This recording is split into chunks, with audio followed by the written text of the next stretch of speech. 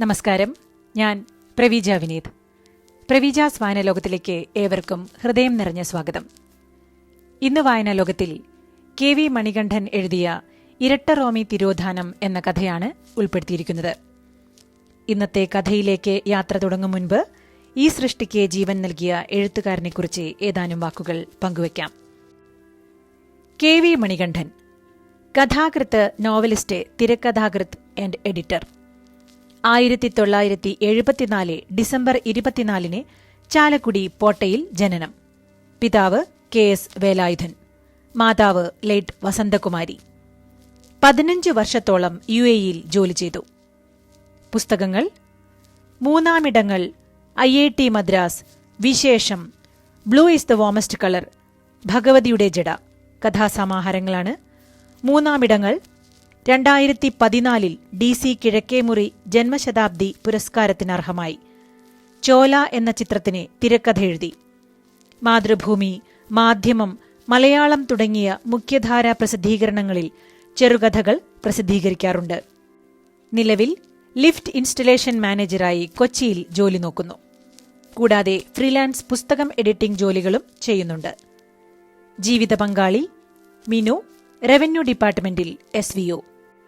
മക്കൾ: കല്യാണി മീനാക്ഷി, പാർവതി മീനാക്ഷി എന്ന അമ്മണു ആൻഡ് ഡുഞ്ചി. ഇനി നമുക്ക് കെ വി മണികണ്ഠൻ സാറിനെ നമ്മളോട് എന്താണ് പറയാനുള്ളത് എന്ന് കേൾക്കാം.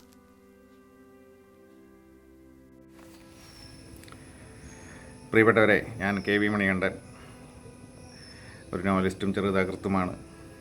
നിങ്ങൾക്കെല്ലാം അറിയാമെന്ന് തോന്നുന്നു. ഈ കഥ, ഇവിടെ വായിക്കാൻ പോകുന്ന ഈ കഥ ഇരട്ട റോമി തിരോധാനം, എൻ്റെ സാധാരണ ഞാൻ എഴുതുന്ന ചെറുകഥകളെ പോലെയുള്ള അങ്ങനെ ഒരു ജോണറിൽപ്പെട്ടതല്ല. ഇതൊരു ഇൻവെസ്റ്റിഗേഷൻ ത്രില്ലറാണ്. ഒരു കേസിനെ അന്വേഷിക്കുന്നതും. ആക്ച്വലി ഞാൻ IIT മദ്രാസ് എന്ന് പറഞ്ഞ ഒരു നോവൽ എൻ്റെ മനോരമ ബുക്സ് പ്രസിദ്ധീകരിച്ചത്, ധാരാളം വായിക്കപ്പെട്ട ഒരു നോവലാണ്.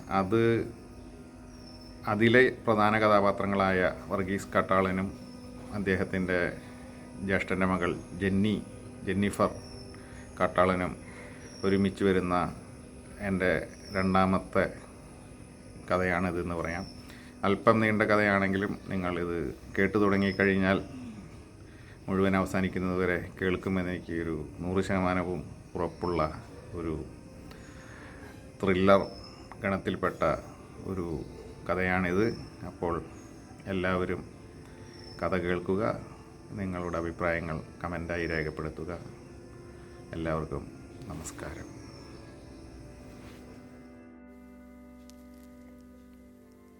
കെ വി മണികണ്ഠൻ എഴുതിയ കഥ ഇരട്ട റോമി തിരോധാനം. 2020 മാർച്ച് 20 നാട്ടിലെത്തിയതാണ് ജെന്നിയും പേപ്പൻ വർഗീസും ചെന്നൈയിൽ നിന്ന്. അമ്മാമയ്ക്ക് നെഞ്ചുവേദന. ജെന്നിയുടെ അപ്പൻ ദേവസിയുടെയും പേപ്പൻ വർഗീസിന്റെയും അമ്മ. അന്ത്യകൂദാശ വേണം എന്ന കരച്ചിൽ. മകൻ വർഗീസിനെ വരുത്താൻ വർഷത്തിലൊരിക്കൽ ആടുന്ന നാടകം. 26 മടക്ക ഫ്ലൈറ്റ്, 25 പൊടുന്നനെ ലോക്ക്ഡൌൺ. രണ്ടുപേരും ഇവിടെ പെട്ടു. കൊറോണ കാരണം ആഹ്ലാദിച്ച ലോകത്തെ ആദ്യത്തെ സ്ത്രീയാകണം കാട്ടാളൻ ലോന ഭാര്യ ത്രേസ്യ എന്ന ഈ അമ്മാമ.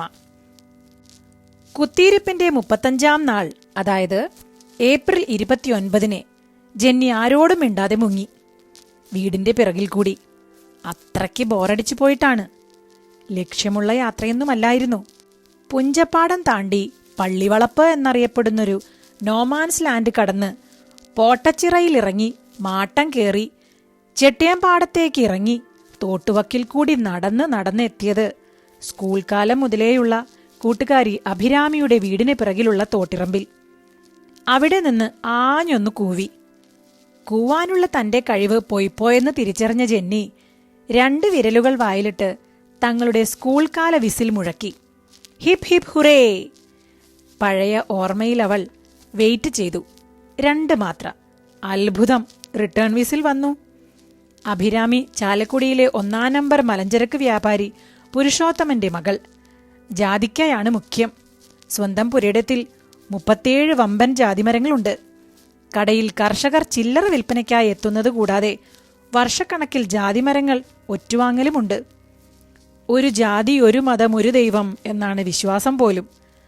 തൃശൂർ നഗരത്തിലെ അരണാട്ടുകര ഗ്രാമത്തിലെ ലിയോ തരകൻ എന്ന നസ്രാണി പയ്യനെ മകളെ കെട്ടിച്ചു കൊടുക്കാൻ ഒരു വിരോധവുമില്ല പുരുഷോത്തമനെ. ഇനിയുള്ള കാലത്ത് പിള്ളേര് പ്രേമിച്ചു വേണം കെട്ടാൻ എന്ന അഭിപ്രായവുമുണ്ട്. അതിനുവേണ്ടി സാങ്കേതികമായി അഭിമോൾക്ക് മാമോദീസ മുങ്ങണം എന്ന് തരകന്മാർക്കുണ്ടെങ്കിൽ അതിനെന്താ, ആയിക്കോട്ടെ എന്നാണ് നിലപാട്. പക്ഷേ വേറൊരു വിഷയമുണ്ടതിൽ. ഈ പയ്യന്റെ പിതാവ് സെബസ്ത്യാനോസ് തരകൻ കോളിളക്കമുണ്ടാക്കിയ ഒരു കേസിലെ പ്രതിയാണ്. അല്ല, ആയിരുന്നു. തെളിവുകളില്ല എന്ന കാരണത്താൽ ഊരിപ്പോന്നെങ്കിലും 1999 93 ദിവസം ജയിലിൽ കിടന്നിട്ടുണ്ട്. ആ കറയാണല്ലോ. ഇവിടെ വിട്ടുവീഴ്ച ചെയ്യാൻ തക്ക പുരോഗമനം വേണ്ട എന്നാണ് പുരുഷോത്തമനെ. കാരണം ഒരു കുടുംബത്തെ മൊത്തം ഇല്ലാതാക്കിയവനാണ് തരകൻ എന്ന് വിശ്വസിക്കുന്നവർ ഏറെയുണ്ട് ഇന്നും. അഭിരാമിക്ക് കിതപ്പും വിമിഷ്ടവും. ജെന്നിയെല്ലാം കേട്ടിരുന്നു. ഒരു കുടുംബം ഒന്നോടെ തീർന്നുപോയ കേസാണ് ഇരട്ട റോമി തിരോധാന കേസ്. റോമി തെക്കൻ, പുരുഷൻ 39, റോമി സ്ത്രീ 34, റിമ റോമി പെൺകുട്ടി 9, റയാൻ റോമി ആൺകുട്ടി 6. ഈ ഗൾഫ് കുടുംബം ഒന്നാകെ അപ്രത്യക്ഷമായി. ലീവിന് വന്നതാണ്. 10 ദിവസം കഴിഞ്ഞാൽ പോകാനിരുന്നവർ. 1999 ഓഗസ്റ്റ് 18 ഉച്ചതിരിഞ്ഞ് 4:08 ശേഷം ഇവരെ ആരും കണ്ടിട്ടില്ല, കേട്ടിട്ടുമില്ല. അന്ന് ലിയോ തരകന് പ്രായം 6 വയസ്സ്. എന്റെ അപ്പൻ സെബസ്ത്യാനോസ് തരകൻ അപ്പനപ്പൂപ്പന്മാരായി കച്ചവടക്കാരാണ്. റബ്ബർ തോട്ടത്തിൽ വളർത്തുന്ന ഒരുതരം കാട്ടുപയറുണ്ട്. ഈ റബ്ബർ മരം മണ്ണിനെ വെറും തവിടാക്കി കളയും. അതിനൊരു തടയായിട്ടാണ് ഈ പയർ. നൈട്രജൻ സപ്ലൈ, കാട്ടുപയർ. ഇതിന് ഫാർ ഈസ്റ്റിൽ വൻ ഡിമാൻഡാണ്. അധികം ആരും കൈവയ്ക്കാത്ത മേഖല. അതിന്റെ ഇന്ത്യയിലെ തന്നെ ഏക എക്സ്പോർട്ടർ ആയിരുന്നു അപ്പാപ്പൻ. അപ്പനും അതിന്റെ മേൽനോട്ടത്തിലുണ്ടായിരുന്നു. പക്ഷേ സ്വന്തം നിലയ്ക്ക് തുടങ്ങിയ ജ്വല്ലറി വർക്ക്സാണ് അപ്പന്റെ തട്ടകം. ആളെ വെച്ച് ആഭരണ നിർമ്മാണം. നല്ല കച്ചവടമായിരുന്നു. കത്തിക്കയറുകയായിരുന്നൂന്ന് പറയാം. അതിന്റെ ഇടയില് റിയൽ എസ്റ്റേറ്റ് ബിസിനസ്സും. 90കളിലുണ്ടായ ആദ്യ റിയൽ എസ്റ്റേറ്റ് ഭൂമിയിലാണ്. കുരിയച്ചിറ സിറ്റിയില് അപ്പനൊരു പ്ലോട്ടുണ്ട്. റോസായിക്കുന്ന് കയറി വരുമ്പോ ലെഫ്റ്റ് സൈഡില്. മറിച്ച് വിൽക്കാൻ വേണ്ടി വാങ്ങിയിട്ടത് 93. കേട്ടാ വിശ്വസിക്കൂല. സെന്റിന് 7500 ഉറുപ്പിക അന്ന്. 20 സെന്റാണ്. അതിന്റെ കൂടെ ഒരു മൂല പ്ലോട്ടായി കിടപ്പുണ്ട്. ഒരു 40 സെന്റ് ചങ്ക് പ്ലോട്ട്. അതും കൂടി കയ്യിലെത്തിയ ജാതി എയിമാവും. 2 വശം റോഡ്. പക്ഷേ ഉടമസ്ഥര് ബലപ്പെടുത്തം ഗൾഫാണ്. ഇവിടെ അടുത്ത് പേരാമ്പ്രക്കാരാണ്. അമ്പിനും വില്ലിനും അടുക്കണില്ല. പിള്ളേര് വലുതാവുമ്പോഴേക്കും ഇവിടെ പെരപണിത് താമസിക്കാനാണത്രേ. PC-യുടെ അവിടെ എൻട്രൻസിന് നോ പ്ലാൻ ടു സെയിൽ. അപ്പനാണെങ്കിൽ ഒരു കാര്യം വിചാരിച്ച അത് നടത്താണ്ടിരിപ്പില്ല. പല വഴി നോക്കി. എന്തിനേറെ പറയണം, കുണ്ടുകുളം പിതാവിനെ കൊണ്ടുവരെ ഇക്കാര്യം സംസാരിപ്പിച്ചിട്ടുണ്ടെന്ന് കരക്കമ്പിയുണ്ട്. ഉണ്ടാവും, ഞാൻ ചോദിച്ചിട്ടുണ്ട്. ഒന്നും മിണ്ടാണ്ടിരുന്നടാന്ന് പറയും. അതാണ് അപ്പൻ. 1999 ജൂലൈയിലെ റോമി കുടുംബം ലീവിന് വന്നു. 3 തവണ അപ്പൻ അവരെ പോയി കണ്ടു. 90-ല് സെന്റിന് വെറും 3000 കൊടുത്ത് വാങ്ങിയ സ്ഥലമാ. 21 വരെ പറഞ്ഞു അപ്പൻ. 99-ല് 7 ഇരട്ടിയേ. ഇല്ല, റോമിച്ചേട്ടൻ വഴങ്ങിയില്ല. അവസാനം അപ്പൊരു ഡയലോഗ് അടിച്ച്, സെബസ്ത്യാനോസ് കണ്ണുവെച്ച പ്ലോട്ട് സെബസ്ത്യാനോസിന്റെയിലേക്ക് തന്നെ വരുമടാ എന്ന്. അവരുടെ വീട്ടിലിരുന്നേ. അത് റോമിച്ചേട്ടൻ അത്ര പറ്റിയില്ല. ആളെണീറ്റ്, ചേട്ടൻ ചെല്ല്, വീട്ടിലേക്ക് കയറി വന്ന് തിമ്മിട്ടെടുക്കാണ്ട് സ്കൂട്ടാവുവേ എന്ന് പറഞ്ഞുവെന്നും. അപ്പ എണീറ്റപ്പോ ഈ റോമീനെ ഒന്ന് തള്ളീന്നും പറയുന്നു. എന്നിട്ട് സ്കൂട്ടറിൽ കയറിയിട്ട് ഒന്നരപ്പിച്ച്, എന്റെ പേര് സെബസ്ത്യാനോസ് എന്നാണെങ്കിലേ ഡക്രാവേ, നിന്നെ കൊന്നിട്ടാണെങ്കിലും ആ ഹൽവ ഞാൻ തന്നെ മുറിക്കൂട്ടാ എന്ന് കീച്ചി. ഇതൊക്കെ നടക്കുമ്പോ അവിടെ ഒരാളുണ്ട്. റോമിയുടെ അപ്പന്റെ കൂട്ടുകാരൻ, ഒരു തഹസിൽദാർ നായര്. അതാണ് കോടാലി അപ്പന്റെ നേരെ വന്നത്. ഈ സംഭവം ജൂലൈ 25 ഞായറാഴ്ച. പിന്നെ അപ്പൻ ഈ കാര്യമേ വിട്ടതാട്ടാ. പക്ഷേ 10-20 ദിവസം ആയിട്ടുണ്ടാവും. ഒരു വിളി, സെബസ്ത്യാനോസ് ചേട്ടോ, ഞാൻ റോമിയാണ്. ആ സ്ഥലം ചേട്ടൻ എടുത്തോ, ഞാനത് 3000-ന് വാങ്ങിയതാ. എനിക്കൊരു 10 ഇരട്ടി വേണം. 30. 44 സെന്റ് സൂക്ഷം. റൗണ്ടാക്കി 12 ലക്ഷം. എഴുതുമ്പോ സെന്റിന് 10 റുപ്യ കാട്ടിയാ മതി. ആ 4 ചെക്കായിട്ട് വൈറ്റ്, ബാക്കി 8 ക്യാഷ് മതി, മുറിക്കാം. അപ്പന് വിശ്വസിക്കാനായില്ല. ഇവനെന്താ പറ്റി എന്നാണ് അപ്പന്. അപ്പൊ റോമി വീണ്ടും, എനിക്കിപ്പോ 2 ലക്ഷം വേണം, അത്യാവശ്യമാണ്, മറ്റന്നാ, പിന്നെ 1 മാസത്തിനുള്ളിൽ തീറ്. കരാർ എഴുതിക്കോ, പിന്നെ അഡ്വാൻസ് 2. മറ്റന്നാ ഞാൻ അരണാട്ടുകര വീട്ടിൽ വരാം, അപ്പ വേണം. വന്നു. അപ്പന് ഒന്നും പിന്നേക്ക് വെക്കുന്ന സ്വഭാവം ഇല്ലല്ലോ. കംപ്ലീറ്റ് എഴുതി വെപ്പിച്ചു, തീറ് തന്നെ. 4 ലക്ഷം ചെക്കും ബാക്കി വക്കനും.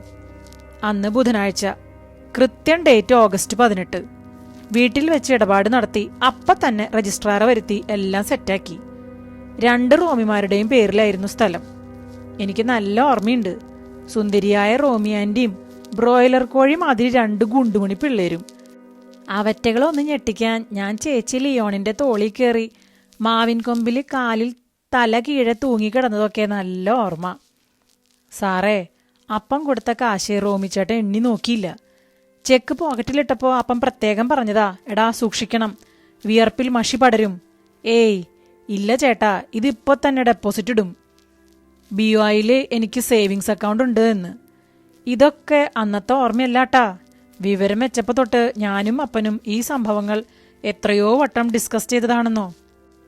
8 ലക്ഷത്തിന്റെ ക്യാഷ് ബാഗ് കാറിൽ സേഫ് ആക്കി വെപ്പിച്ച്, എടാ റോമി, കറങ്ങിത്തിരിയാണ്ട് ഇത് എവിടേക്കാന്നിച്ചാ എത്തിക്കടാ പെട്ടെന്ന് എന്ന് ഉപദേശിച്ചു വിട്ടതാണ് സാർ അപ്പൻ. ആ പോക്ക് ഇറങ്ങിപ്പോയതാ അവര് മാരുതിക്കാറില്, എസ്റ്റീം. എല്ലാം കസേരയിൽ തലചായ്ച്ച് കണ്ണടച്ച് കേട്ടിരുന്നു വർഗീസ് കാട്ടാളൻ. അവിടെവിടെ നരച്ച താടിരോമങ്ങൾ ട്രിം ചെയ്യാതെ നീണ്ടിരിക്കുന്നു. പേപ്പൻ എത്രയോ കാലത്തിന് ശേഷമാണ് ഇത്ര കാലം വീട്ടിൽ താമസിക്കുന്നത് എന്ന് ജെന്നി ഓർത്തു. കല്യാണം കഴിക്കാത്ത, പുറന്തീറ്റ തിന്ന് ജീവിക്കുന്ന ഇളയ മകനെ അമ്മാമ ഇഷ്ടവിഭവങ്ങളൊക്കെ വെച്ച് ഊട്ടിച്ച് പേപ്പൻ ഇപ്പൊ കുറച്ച് ബൾക്കി ആയിരിക്കുന്നു. IPSൽ നിന്ന് സ്വമേധയാ പോന്ന Varghese Chennai based crime consultant ആണ്. തമിഴ്നാട് കേഡറായിരുന്നെങ്കിലും IB ആയിരുന്നു തട്ടകം. വെറുതെ ഇരിക്കുന്ന പേപ്പനെ ഈ തരകന്റെ ഇഷ്യൂ ഒന്ന് കേൾപ്പിക്കുക, അഭിരാമിക്കു വേണ്ടി അത്രയെങ്കിലും ചെയ്യണ്ടേ താൻ എന്ന ചിന്തയായിരുന്നു ജെന്നിക്ക്. അവളുടെ അച്ഛൻ പേപ്പന്റെ ക്ലാസ്മേറ്റാണ്. 1 മുതൽ 10 വരെ. ഈ ഗ്രാമത്തിൽ നിന്ന്, അല്ല ചാലക്കുടി ഏരിയാന്നേ ഉള്ള ഏക സിവിൽ സർവീസ് എന്ന ഗ്ലാമർ ഉണ്ട് പേപ്പന്. ലിയോയുടെ അപ്പന്റെ ആ ബ്ലാക്ക് മാർക്ക് ഒന്ന് മാറിക്കിട്ടാൻ വർഗീസ് കാട്ടാളൻ IPS പഴയ സതീർത്ഥ്യൻ പുരുഷോത്തമനുമായി 1 വട്ടം സംസാരിച്ചാൽ മതിയാകും എന്ന് എന്തോ ജെന്നിക്ക് വിശ്വാസമുണ്ട്. ശരി ലിയോ, സീംസ് ഇൻട്രസ്റ്റിംഗ്. അന്ന് നിങ്ങളുടെ വീട്ടിൽ നിന്ന് പോയ ആ കാർ സഹിതം റോമി കുടുംബം അപ്രത്യക്ഷമായെന്ന് അല്ലേ? അതെ സർ. അന്ന് ആൺ റോമി ഇട്ട ഡ്രസ് നിനക്ക് ഓർമ്മയുണ്ടോ ലിയോ? ഇതെന്തു ചോദ്യം എന്ന് ലിയോ പകച്ചു. ഓർത്ത് വലിയ ഉറപ്പില്ലാ മട്ടിൽ പറഞ്ഞു, ഷർട്ടും മുണ്ടുമായിരുന്നു സർ, കടും നീല ഷർട്ട്. ആ ചെക്ക് വിത്ഡ്രോൺ ആയോ? ഇല്ല സർ, അവർ ബാങ്കിൽ ചെന്നിരുന്നു, പക്ഷേ ഇടപാട് സമയം കഴിഞ്ഞിരുന്നു പോലും. റോമി കുറച്ച് തർക്കിച്ചിരുന്നു. ഗൾഫുകാരുടെ യൂഷ്വൽ അറുഗൻസ്. ബാങ്ക് സ്റ്റാഫിന് ഇവരെ ഈസിയായി ഓർമ്മ വന്നു എന്ന് FIRൽ ഉണ്ട്. ലിയോ, ആ മാരുതിക്കാർ ഏത് കളറായിരുന്നു? Silver esteem. അന്നേ കുറച്ച് പഴക്കം ഫീലുള്ള വണ്ടിയായിരുന്നു. AC ആയിരുന്നോ? ഓ, ഈസ് ഇറ്റ് റിലവന്റ്? അല്ലായിരുന്നു എന്നാണ് ഓർമ്മ. അപ്പൻ ഗ്ലാസിനുള്ളിൽ തലയിട്ട് ക്യാഷ് സൂക്ഷിക്കാൻ പറഞ്ഞ പോലെയാണ് ഓർമ്മ. ജെന്നിക്കറിയാം പേപ്പന്റെ ഈ നമ്പർ. ക്ലയന്റുകളെ ഒന്ന് ജാഗരൂകരാക്കലാണ് തികച്ചും പ്രസക്തമല്ലാത്ത ഈ ചോദ്യങ്ങളുടെ ഉന്നം. കേസിനെപ്പറ്റി പറയുമ്പോൾ അത്രയും മൈന്യൂട്ടായ കാര്യങ്ങൾ വരെ പറയണം എന്ന് കക്ഷികളെ ഉദ്ബോധിപ്പിക്കാനുള്ള സൂത്രം. പെട്ടെന്ന് സ്ഥലക്കച്ചവടം ഉറപ്പിക്കുന്നു, പണക്കൈമാറ്റം നടത്തുന്നു, രോഗാവസ്ഥയിലുള്ള മൂവ്മെന്റ് സാധ്യമല്ലാത്തവർക്ക് മാത്രം കൊടുക്കുന്ന പ്രിവിലേജായ രജിസ്ട്രാർ സ്ഥലത്തെത്തി ആധാരം രജിസ്ട്രാക്കൽ സംവിധാനം സ്തെതസ്ത്യാനോസ് തരകൻ ഉപയോഗപ്പെടുത്തുന്നു. രജിസ്ട്രേഷൻ നടക്കുന്നു. രൂപയും കൊണ്ട് സ്ഥലം വിറ്റ കക്ഷികളായ റോമിയെയും കുടുംബത്തെയും പിറകെ പോയി വകവരുത്തുന്നു. ക്യാഷും ഒരിക്കലും വിത്ഡ്രോൺ ആകാത്ത ചെക്കും കൈക്കലാക്കുന്നു. സെബസ്ത്യാനോസ് അറസ്റ്റിലാകുന്നു അല്ലേ? ഡെഡ് ബോഡികൾ കിട്ടാത്തതിനാൽ തെളിവിന്റെ അഭാവത്തിൽ കുറ്റവിമുക്തനാക്കപ്പെടുന്നു. സർ പ്ലീസ്, അപ്പനത് ചെയ്തിട്ടില്ല. ഇത് പോലീസുകാരുടെ കഥയാണ്. അല്ലടോ ലിയോ, ഞാൻ ഇരട്ട റോമി തിരോധാന കേസിന്റെ സമ്മറി പറഞ്ഞതാണ്. അപ്പനിപ്പോ എവിടെയുണ്ട്? വീട്ടിൽ, അരണാട്ടുകര. ലിയോ, ആ ദിവസം വീട്ടിലുണ്ടായിരുന്നവർ ആരൊക്കെ എന്ന് എന്റെ ഒരു ഊഹം പറയാം. നീയും അപ്പനും പെങ്ങളും അമ്മയും വിട്, ബാക്കി നോക്കാം. 1 രജിസ്ട്രാർ, 2 അയാളുടെ പ്യൂൺ, 3 ആധാരമെഴുത്തുകാരൻ, 4ഉം 5ഉം ഒപ്പിടാൻ വന്ന 2 സാക്ഷികൾ. എക്സാക്ട്ലി. ആ സാക്ഷികളിൽ ഒരാൾ ടാക്സി ഡ്രൈവറാണ്, രജിസ്ട്രാറുടെ സ്ഥിരം ടാക്സി. മറ്റേയാൾ വെണ്ടർ പങ്കജാഷൻ കൊണ്ടുവന്ന ഒരു മേനോൻ. ഒരു കാര്യം കൂടി, ഈ ചെക്കും പണവും കൈമാറ്റം നടക്കുന്നത് രജിസ്ട്രാർ സംഘത്തിന്റെ സാന്നിധ്യത്തിലാണോ അതോ അവരെത്തും മുമ്പാണോ ശേഷമാണോ? സാർ, ഞാനും അപ്പനും ഇക്കാര്യങ്ങൾ എത്രയോ തവണ സംസാരിച്ചിരിക്കുന്നു. അതുകൊണ്ടാണ് ഇത്ര കണിശമായ ഓർമ്മ. പണവും ചെക്കും കൊടുത്തത് ഇവരാരുടെയും മുന്നിൽ വെച്ചല്ല, അകത്ത് ഡൈനിങ് ടേബിളിൽ വെച്ചാണ് ഈ കൈമാറ്റമൊക്കെ നടന്നത്. അത് കഴിഞ്ഞ് അരമണിക്കൂർ കഴിഞ്ഞിട്ടാണ് രജിസ്ട്രാർ ടീം എത്തുന്നത് തന്നെ. ആധാരത്തിൽ എഴുതിയ തുക സെന്റിന് 10,000, അത് ചെക്കിൽ എഴുതുന്നു 4 ലക്ഷം. എന്നാ യഥാർത്ഥ തുക എത്രയായിരുന്നു എന്ന് ഇവർക്ക് ആർക്കെങ്കിലും അറിയാമായിരുന്നോ? അതിനെപ്പറ്റി എന്തെങ്കിലും ചർച്ച ആ സമയത്തുണ്ടായിരുന്നോ? ഇല്ല. അപ്പന്റെ ഡീൽസ് അങ്ങനെയാണ്. യഥാർത്ഥത്തിൽ എത്ര തുകയാണ് സെന്റിന് കൊടുത്തത് എന്ന് അപ്പൻ വെളിപ്പെടുത്തില്ല. താൻ വാങ്ങുന്നവരോടും അക്കാര്യം പുറത്ത് പറയരുതെന്ന് ഒന്ന് ചട്ടം കെട്ടും. അത് ഈ ഫീൽഡിൽ അന്നത്തെ ഒരു പ്രത്യേകതയാണ്. എന്തായാലും നമുക്ക് നോക്കാം. കുറച്ച് കാര്യങ്ങൾ വിശദമായി അറിയാനുണ്ട്. അപ്പനോട് പറ, കേസിനെപ്പറ്റി അറിയുന്ന ഇൻഫർമേഷൻ കംപ്ലീറ്റ് ഒന്ന് തയ്യാറാക്കി വെക്കണം. നാളെ ഞാനും ജെന്നിയും അവിടെ വരും. വഴിനീള ചെക്കിംഗ് ആണ് സർ. കൊറോണ എളുപ്പമല്ല. നീ എങ്ങനെ ഇവിടെ എത്തിയപ്പോ? സാർ, സത്യം പറഞ്ഞാൽ എൻ്റെ ഫ്രണ്ട് രജീഷ്, അവൻ SI ആണ്. അവൻ അറേഞ്ച് ചെയ്തുകൊണ്ട് മാത്രം. ഓക്കെ, ഞങ്ങൾ എത്തിക്കോളാം നാളെ ഉച്ചയ്ക്ക് 3 മണിക്ക്. ലിയോ ഇറങ്ങി, കാറിൽ കയറി. ജെന്നിയും മുറ്റത്തേക്ക് ഇറങ്ങിയിരുന്നു അയാളെ യാത്രയാക്കാൻ. വർഗീസ് സിറ്റൗട്ടിൽ എണീറ്റ് നിൽക്കുകയായിരുന്നു. പെട്ടെന്ന് ലിയോ കാറിൽ നിന്നിറങ്ങി. സർ, റെലവൻ്റ് ആണോ എന്നറിയില്ല. റോമിയുടെ കാർ മാരുതി STയും. അന്ന് അയാൾ മുറ്റത്തിട്ട് കാർ തിരിക്കാൻ പാടുപെട്ടു. കാറിന്റെ മുന്നിലും പിറകിലും ചുവന്ന ഇൻസുലേഷൻ ടാപ്പ് കൊണ്ട് L എന്ന് ഒട്ടിച്ചിരുന്നു. അത് ഇളക്കാൻ ഞാനൊരു ശ്രമം നടത്തിയപ്പോൾ അമ്മ ഒച്ചവെച്ചത് നല്ല ഓർമ്മ. Your memory super Leo. By the by, ഈ കേസ് നമ്മൾ ഒന്നുകൂടി തുരക്കുന്ന കാര്യം അഭിരാമിയും പുരുഷനും അറിയണ്ട. Too old to hope. പ്രതീക്ഷയൊന്നും വേണ്ട. നിത്യദുഃഖത്തിൽ അമർന്നിരിക്കുന്ന ഒരു സാധുവായിരിക്കും സെബസ്ത്യാനോസ് എന്നായിരുന്നു ജെന്നിയുടെ മനസ്സിൽ. ഇത് പക്ഷേ ജില്ലെന്ന് തെറിച്ചു നിൽക്കുന്ന ഒരു പേഴ്സണാലിറ്റി, വൈബ്രന്റ് എന്ന് പറയാവുന്ന ഒരു സുന്ദര വൃദ്ധൻ. എന്റെ കച്ചവടങ്ങൾ പൊതുവെ രഹസ്യമായിരുന്നു. ഒന്നാമത് നമുക്ക് ബ്രോക്കർ ഇടപാടില്ല. ഇപ്പോഴത്തെ അത്ര ഇല്ലെങ്കിലും അന്നും വഴി കൂടെ പോയാൻ വരെ വരും എർത്തായിട്ട് എന്തെങ്കിലും കിട്ടാൻ. എന്തായാലും ആധാരം രജിസ്റ്റർ ആക്കുമ്പോൾ ചിക്ലിയായി എണ്ണിക്കൊടുക്കുന്നുണ്ട്, രജിസ്ട്രാർ മുതൽ പിയൂണിന് വരെ. അപ്പൊ പിന്നെ തലവെളിപ്പെടുത്താണ്ട് വീട്ടിൽ വെച്ച് നടത്താലോ രജിസ്ട്രേഷൻ. വാങ്ങിക്കഴിഞ്ഞോ വിറ്റ് കഴിഞ്ഞോ അറിഞ്ഞാ മതിയല്ലോ നാട്ടുകാര്. റോമിയുടെ കേസിൽ ഞാൻ തൂങ്ങി. ആ കാലൊന്നും സഹിക്കില്ലാട്ടാ. കുറേ തിരിച്ചറിയലുകളുണ്ട്. അതൊക്കെ ഒരു അസറ്റ് തന്നെയാണ്. മെയിന് കാര്യം നിങ്ങൾ വീണ് കിടക്കുമ്പോൾ അറിയാന്നുള്ളതാണ് ആരാ നിങ്ങളുടെ ശരിക്കുള്ള ചങ്ങാതിന്ന്. കയ്യിലുള്ളപ്പോൾ കൂടെ നിൽക്കണ ഒറ്റ മനുഷ്യരെ നമ്പണ്ടാട്ടാ, അവര് കളമാറും. ആ, അത് വേറെ വിഷയം. പിന്നെ പേപ്പറുകാര്, ഇപ്പം TV-ക്കാര്, ഒറ്റ അക്ഷരം വിശ്വസിക്കണ്ടാട്ടാ. നമ്മടെ നെഞ്ചത്തേക്ക് വരുമ്പോഴേ നമ്മളറിയൂ സത്യം അയ്യോന്തോളന്ന് പുറപ്പെടാൻ ആലോചിക്കുമ്പോഴേക്ക് നൊണ നടുവിലെത്തിയിട്ടുണ്ടാവുന്ന്. അത് പോട്ടെ, ഇതിലേക്ക് അങ്ങോട്ട് വരാം വർഗീസ് സാറേ. ഇവര് സ്ഥലം വിറ്റ് പൈസയും വാങ്ങിപ്പോയി. നമുക്ക് വേറെ ഒന്നും അറിയില്ലല്ലോ. ഇവരെങ്ങാണ്ട് പുറപ്പെട്ടു പോയി. നമ്മളിത് വല്ലതും അറിയണ്ടോ? തീര് കഴിഞ്ഞ് പിറ്റേ ദിവസം എനിക്ക് ബോംബെക്ക് പോകേണ്ടിയിരുന്നു. ഒരു ചെറിയ കല്ലറ കമ്പനി സെറ്റാക്കിണ്ടായിരുന്നു. അതിൻ്റെ ആവശ്യത്തിന്. ഡാമിൻ്റെ സേട്ടുമാരെ കണ്ട് തിരുവോണത്തിൻ്റെ അന്നാണ് തിരിച്ചെത്തിയത്, 7 ദിവസം കഴിഞ്ഞിട്ട്. അന്ന് എന്നെ വൈകുന്നേരമാണ് പ്ലോട്ടിലേക്ക് പോണത്. ഇടയിലുള്ള മതിൽ പൊളിച്ച് ഒറ്റ പ്ലോട്ടാക്കണോ വേണ്ടിയോന്ന് വിചാരിച്ച് നിൽക്കുമ്പോഴാണ് അപ്പുറത്തെ ചേട്ടത്തിയാർ വിളിച്ച് പറയണത്, ഈ റോമിയും കുടുംബത്തിനെയും കാണാനില്ലാന്ന് ഒരു കരക്കമ്പി ഉണ്ടെന്ന്. രസം എന്താന്ന് വെച്ചാ റോമിയുടെ സ്ഥലം ഇപ്പോൾ എൻ്റെ പേരിലായിന്ന് ഈ ചേട്ടത്തിയാർ അറിഞ്ഞിട്ടില്ല. ഷെടാ, ഇവരെവിടെ പോവാനാണ്? വല്ല പോട്ടാശ്രമത്തിലെങ്ങാനും ആഴ്ച ധ്യാനം കൂടാൻ പോയിട്ടുണ്ടാവും എന്ന് പറഞ്ഞ് എൻ്റെ പണി നോക്കിയ ഞാനാണ് ഒരാഴ്ച കഴിഞ്ഞപ്പോൾ അകത്താവണത്, ഉണ്ട തിന്നണത്. 93 ദിവസം സാറേ കിടന്നത്. ദേ നോക്കിയേ സാറേ, ഇപ്പോഴും ആകാശത്ത് മഴക്കാറ് കണ്ടാൽ മതി, കൂമ്പിന്നൊരു നീരാ വരും. അമ്മ അതിൽ ഇടിയാണ്. ശവം കാട്ടിക്കൊടുക്കാൻ നമ്മളെവിടുന്ന് കാട്ടാനാ? ക്രൈംബ്രാഞ്ചാണ് എന്നെ കസ്റ്റഡിയിലാക്കിയത്. അവസാനം കണ്ടത് നമ്മളാണല്ലോ. ഈ റോമി പ്ലോട്ട് വിറ്റ കാര്യം അവൻ്റെ കുടുംബത്തെ മിണ്ടിയിട്ടില്ലായിരുന്നു. അതും നമുക്ക് പാരയായി. ആ, കർത്താവ് തലയിൽ വരച്ചിട്ടുണ്ട് കൊലപാതകി എന്ന് കേൾക്കണമെന്ന്. പക്ഷേ ഒരു കാര്യം കേട്ടോ സാറേ, എൻ്റെ മനസാക്ഷിയുടെ മുന്നിലേ ദേ ഞാൻ തല പൊക്കി തന്നെയാ നിൽക്കണേ.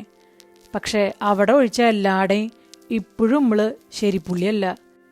ഇപ്പോഴും ദാ പീടിയുടെ മുന്നിൽ കൂടെ ഞാൻ നടന്നു പോയാ പിന്നിൽ സ്വകാര്യം പറയുന്നുണ്ട്, ദേ പോണു റോമിയെ മുക്കിയോന്ന്. അവൻ ആ പെണ്ണിനെയും കൊച്ചുങ്ങളെയും കൊണ്ട് ആ കാറ് ഏത് നരകത്തിലേക്ക് വിട്ടോ ആവോ. ആരായിരുന്നു ക്രൈംബ്രാഞ്ചിന്ന്? ഉദയഭാനു സാറ്, DYSP ലിസ്റ്റൺ ആയിരുന്നു ടീം ലീഡർ. പക്ഷേ ഈ സർക്കിൾ ഉദയഭാനു ആണ് എന്നെ വെള്ളം കുടിപ്പിച്ചത്. ആ, അത് വളരെ ഇൻട്രസ്റ്റിംഗ് ആയ കേസായിരുന്നു. But a failed one too. Missing റോമിയും കുടുംബവും. ഉദയഭാനു ഇപ്പോൾ SP ആണ്. ഇവർ ചെല്ലുമ്പോൾ ക്രൈംബ്രാഞ്ച് ഓഫീസിൽ തന്നെ ഉണ്ടായിരുന്നു. റിട്ടയർമെന്റ് ആവാറായി. ആദ്യം അത്ര വെൽക്കമിംഗ് മൂഡല്ലായിരുന്നു. വർഗീസിന്റെ വിസിറ്റിംഗ് കാർഡ് സംഗതികളൊക്കെ മാറ്റി. വർഗീസിന്റെ ഖ്യാതി നല്ലവണ്ണം അറിഞ്ഞിട്ടുള്ള ആളാണെന്ന് ജെന്നിക്ക് വ്യക്തമായി. പ്രധാന കാര്യം ഇതിലെ സെബസ്ത്യാനോസ് ഈസ് ക്രൂക്കഡ്. ചീങ്കണ്ണിയാണ്, അതിമിടുക്കൻ. അയാളുടെ എല്ലാ പ്രവർത്തികളും ഏറെക്കാലം മുന്നിൽ കണ്ടുകൊണ്ടായിരിക്കും. ഇരട്ട റോമി തിരോധാന കേസ് ഫയൽ എടുപ്പിക്കാൻ സമയമെടുത്തു. വന്നപ്പോൾ അതെടുത്ത് തുറന്ന് കുറച്ചുനേരം എല്ലാം നോക്കി ഉദയഭാനു താൽപ്പര്യത്തോടെ പറഞ്ഞു തുടങ്ങി. മിസ്റ്റർ വർഗീസ്, സെൽഫ് പ്രൈസിംഗ് ആയി പറയുകയല്ല. ലോ ആൻഡ് ഓർഡർ ഗ്ലാമറിനേക്കാൾ I love this investigation duty. But this case, ഈ ഒറ്റ കേസ് മാത്രമേ എൻ്റെ കരിയറിൽ ബ്ലാങ്ക് ആയുള്ളൂ. ഇത് അന്വേഷിച്ചു വരുമ്പോൾ ഓരോന്നായി പുതിയ പുതിയ ഇൻട്രസ്റ്റിംഗ് ഫാക്ട്സ് വന്നു. അതിലൊന്ന്, ഇവർ ആധാരം രജിസ്റ്ററാക്കി എന്ന് പറയുന്ന ദിവസത്തിന്റെ അടുത്ത നാൾ പ്രിന്റ് ചെയ്ത ഒരു മെഡിക്കൽ റിപ്പോർട്ടുണ്ട്. എല്ലാം ഇതിലുണ്ട്. യെസ്, ഇതാ. Mister Romi was diagnosed with cancer. ചെവിയുടെയും താടിയെല്ലിന്റെയും ഇടയിൽ ചെറിയ തടിപ്പ്. First stage only. അമലയിൽ, ടു ബി ഫ്രാങ്ക്, ഇത് കേസ് പത്രങ്ങളിലൊക്കെ വന്നപ്പോൾ അമലയിൽ നിന്ന് ഡയറക്ടർ നമ്മളെ ബന്ധപ്പെട്ടതാണ്. അടുത്ത ഇൻട്രസ്റ്റിംഗ് ഫാക്ട്, ആൺ റോമിയുടെയോ പെൺ റോമിയുടെയോ ഫാമിലിയിൽ ആർക്കും ഇവർ ഹോസ്പിറ്റലിൽ പോയി എന്ന കാര്യം പോലും അറിയില്ല. ആ, സീ ദിസ് മിസ്റ്റർ വർഗീസ്, ഇത് വേറെ ഒരു ക്യാൻസർ ആൻഡ് ബയോപ്സി റിപ്പോർട്ട്. ഇത് മറ്റൊരു ട്വിസ്റ്റാണ്. അതായത് ജൂലൈ 29-നാണ് റോമി അമലയിൽ പേഷ്യൻ്റായി എത്തുന്നത്. ചില സ്കാനും മറ്റും ചെയ്ത് ഓഗസ്റ്റ് 3-ന് കവിളിനുള്ളിൽ നിന്ന് ഡീപ്പ് ഇഞ്ചക്ഷനോ മറ്റോ ചെയ്ത് ബയോപ്സി സാമ്പിൾ ശേഖരിച്ചു. റിസൾട്ട് വന്നത് ഓഗസ്റ്റ് 14-ന്. നോക്കൂ, ക്യാൻസറസ് സെൽസ്. പക്ഷേ ഈ കൈപ്പറ്റാത്ത റിപ്പോർട്ട് നോക്കൂ. It was harmless one. How it could happen? Same test, different result. Yes, ഇതാ ഡോക്ടർ ഉമയുടെ സ്റ്റേറ്റ്മെന്റിലുണ്ട്. അത് വിശദമായി mister Varghese, I will make a complete copy of this entire file. You can refer to it. ഒരു ചോദ്യം mister Udayabhanu, എങ്ങനെയാണ് സെബസ്ത്യാനോസ് ഈ കേസുമായി ലിങ്കായത്? അതാണ് രസം. ഇതൊരു വാർത്തയാകുന്നത് ഇവരെ കാണാതായി 10 നാൾ കഴിഞ്ഞിട്ടാണ്. 3-ാം നാൾ കൊടകര പോലീസ് സ്റ്റേഷനിൽ ആദ്യ പരാതി. 4 നാൾ കഴിഞ്ഞാൽ ഇവർ തിരിച്ച് ഗൾഫിൽ പോകുന്നു.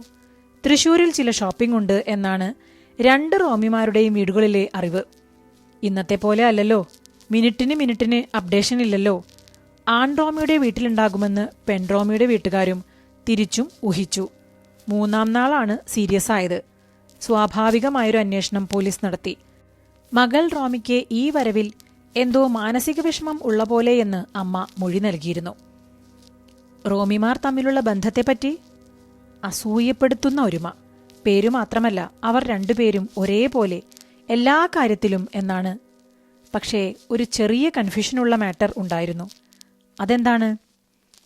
സിറ്റിയിലെ സ്ഥലം വിൽക്കാൻ പോകുന്നു എന്ന് ഒരു സൂചനയും ഇരു വീട്ടുകാർക്കും ഉണ്ടായിരുന്നില്ല. It was quite strange indeed. പെട്ടെന്നെടുത്ത തീരുമാനമായിരുന്നു എന്നതാണ് വാസ്തവം. കേസ് പെട്ടെന്ന് ക്രൈംബ്രാഞ്ചിലെത്തി. അന്ന് ഇലക്ഷൻ ടൈമാ. ഒരു കുടുംബം മൊത്തം മിസ്സിംഗ് അല്ലേ. കെ കരുണാകരൻ ഇവിടെയോ ചാലക്കുടിയിലോ എങ്ങാണ്ട് മത്സരിക്കുന്നുണ്ടായിരുന്നു. വലിയ പ്രഷറാർന്ന്.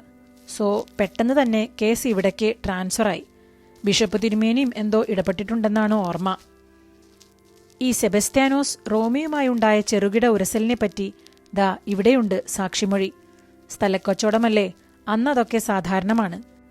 എന്നാലും ഞാൻ സെബസ്ത്യാനോസിനെ പറ്റി ഒന്ന് തിരക്കി. കൊള്ളാവുന്ന പുള്ളിയാണ്. വിളിച്ചു വരുത്തി. അപ്പോഴാണ് ഈ കച്ചവടക്കാര്യം അറിയുന്നത്. മൊത്തം വെച്ചു നോക്കുമ്പോൾ സെബസ്ത്യാനോസ് അറിയാത്ത കളിയല്ല ഇത് എന്ന് തോന്നി. Mister Varghese, I am already too late for an അപ്പോയിൻമെന്റ്. ഇതാ ഫുൾ ഡോക്യുമെന്റ്സ്. കോപ്പീസ് എടുത്തു തരും. This is unofficial. എനിക്കിനി 6 മാസമില്ല റിട്ടയർമെന്റിന്. I will be very much happy if your brain helps to close Romi's missing file. Please call me for any assistance. രാത്രി ഏകദേശം 1 മണിവരെ കാട്ടാളൻ ഓരോ പേപ്പറും പരിശോധിക്കലായിരുന്നു. ജെന്നിയും കൂടി. ഉറക്കം വരും വരെ. രാവിലെ അവൾ എണീറ്റ് വരുമ്പോഴും വർഗീസ് അതേപോലെ പൂമുഖത്ത് ഇരിപ്പുണ്ട്. Same position. വലിയ ഫ്ലാസ്കിലെ കാപ്പി തീർന്നിട്ടുണ്ട്. അങ്ങനെയൊന്നും സിഗരറ്റ് വലിക്കാത്ത പേപ്പന്റെ മുന്നിലെ ആഷ്ട്രേ നിറഞ്ഞിട്ടുണ്ട്. പേപ്പ, യു ഡിഡ്ന്റ് സ്ലീപ്പ്? ഹാ, ഗുഡ് മോർണിംഗ് ജെന്നി. ഇവിടെ ഇരി. നീ ഫയൽ മൊത്തം പഠിച്ചില്ലേ? വാ, നമുക്കൊന്ന് ഡിസ്കസ് ചെയ്യാം. നിന്റെ ബുദ്ധി നോക്കട്ടെ, പറ. പേപ്പ, ജൂലൈ 25-ന് സെബസ്ത്യാനോസ് റോമിയുടെ വീട്ടിൽ പോകുന്നു. ആ മാസം 3ാമത്തെ വിസിറ്റാണ്. പ്ലോട്ട് കിട്ടില്ലെന്നറിഞ്ഞ ഒരു റിയൽ എസ്റ്റേറ്റുകാരന്റെ ഫ്രസ്ട്രേഷൻ. ചെറിയ കശപിശ. ഈ പ്രൊപ്പോസൽ ഉപേക്ഷിച്ചു അയാൾ. അപ്പോൾ ഓഗസ്റ്റ് 15-ന് റോമി വിളിക്കുന്നു, സ്ഥലം കൊടുക്കാൻ സമ്മതമറിയിക്കാൻ. അതായത് ഈ 20 ദിവസത്തിനുള്ളിൽ റോമിമാർക്ക് പണത്തിന് വലിയ ഒരു ആവശ്യം വന്നിരിക്കുന്നു. എക്സാക്ട്ലി. ആ ആവശ്യം എന്ത് എന്നത് ഈ കേസിൽ ഇമ്പോർട്ടന്റ് ഫാക്ടറാണ്. അതിന്റെ കൂടെ ചേർത്ത് വായിക്കേണ്ട ചിലതുണ്ട്. അവയേവാ: സെപ്റ്റംബർ 1-ന് ജോയിൻ ചെയ്യേണ്ട റോമി അവധി 1 മാസത്തേക്ക് നീട്ടിത്തരാൻ റിക്വസ്റ്റ് ചെയ്തിട്ടുണ്ട്. അബുദാബിയിലെ കമ്പനിയിൽ. ഒഴിവാക്കാനാകാത്ത സാഹചര്യം എന്ന് മാത്രമേ റീസൺ പറഞ്ഞിട്ടുള്ളൂ. Okay, then? അപ്പോൾ റോമിമാർ ലീവ് നീട്ടിവെക്കാൻ ശ്രമിച്ചിട്ടുണ്ട്. 4 ടിക്കറ്റും പോസ്റ്റ്പോൺ ചെയ്യാൻ അക്ബർ ട്രാവൽസിൽ കൊടുത്തിട്ടുണ്ട്. അതായത് അവർക്ക് തൽക്കാലം തിരിച്ചു പോകാൻ പറ്റാത്ത എന്തോ ഒരു സംഭവം ഉണ്ടായിട്ടുണ്ട്. അതെന്താകണം ജെന്നി? It's clear.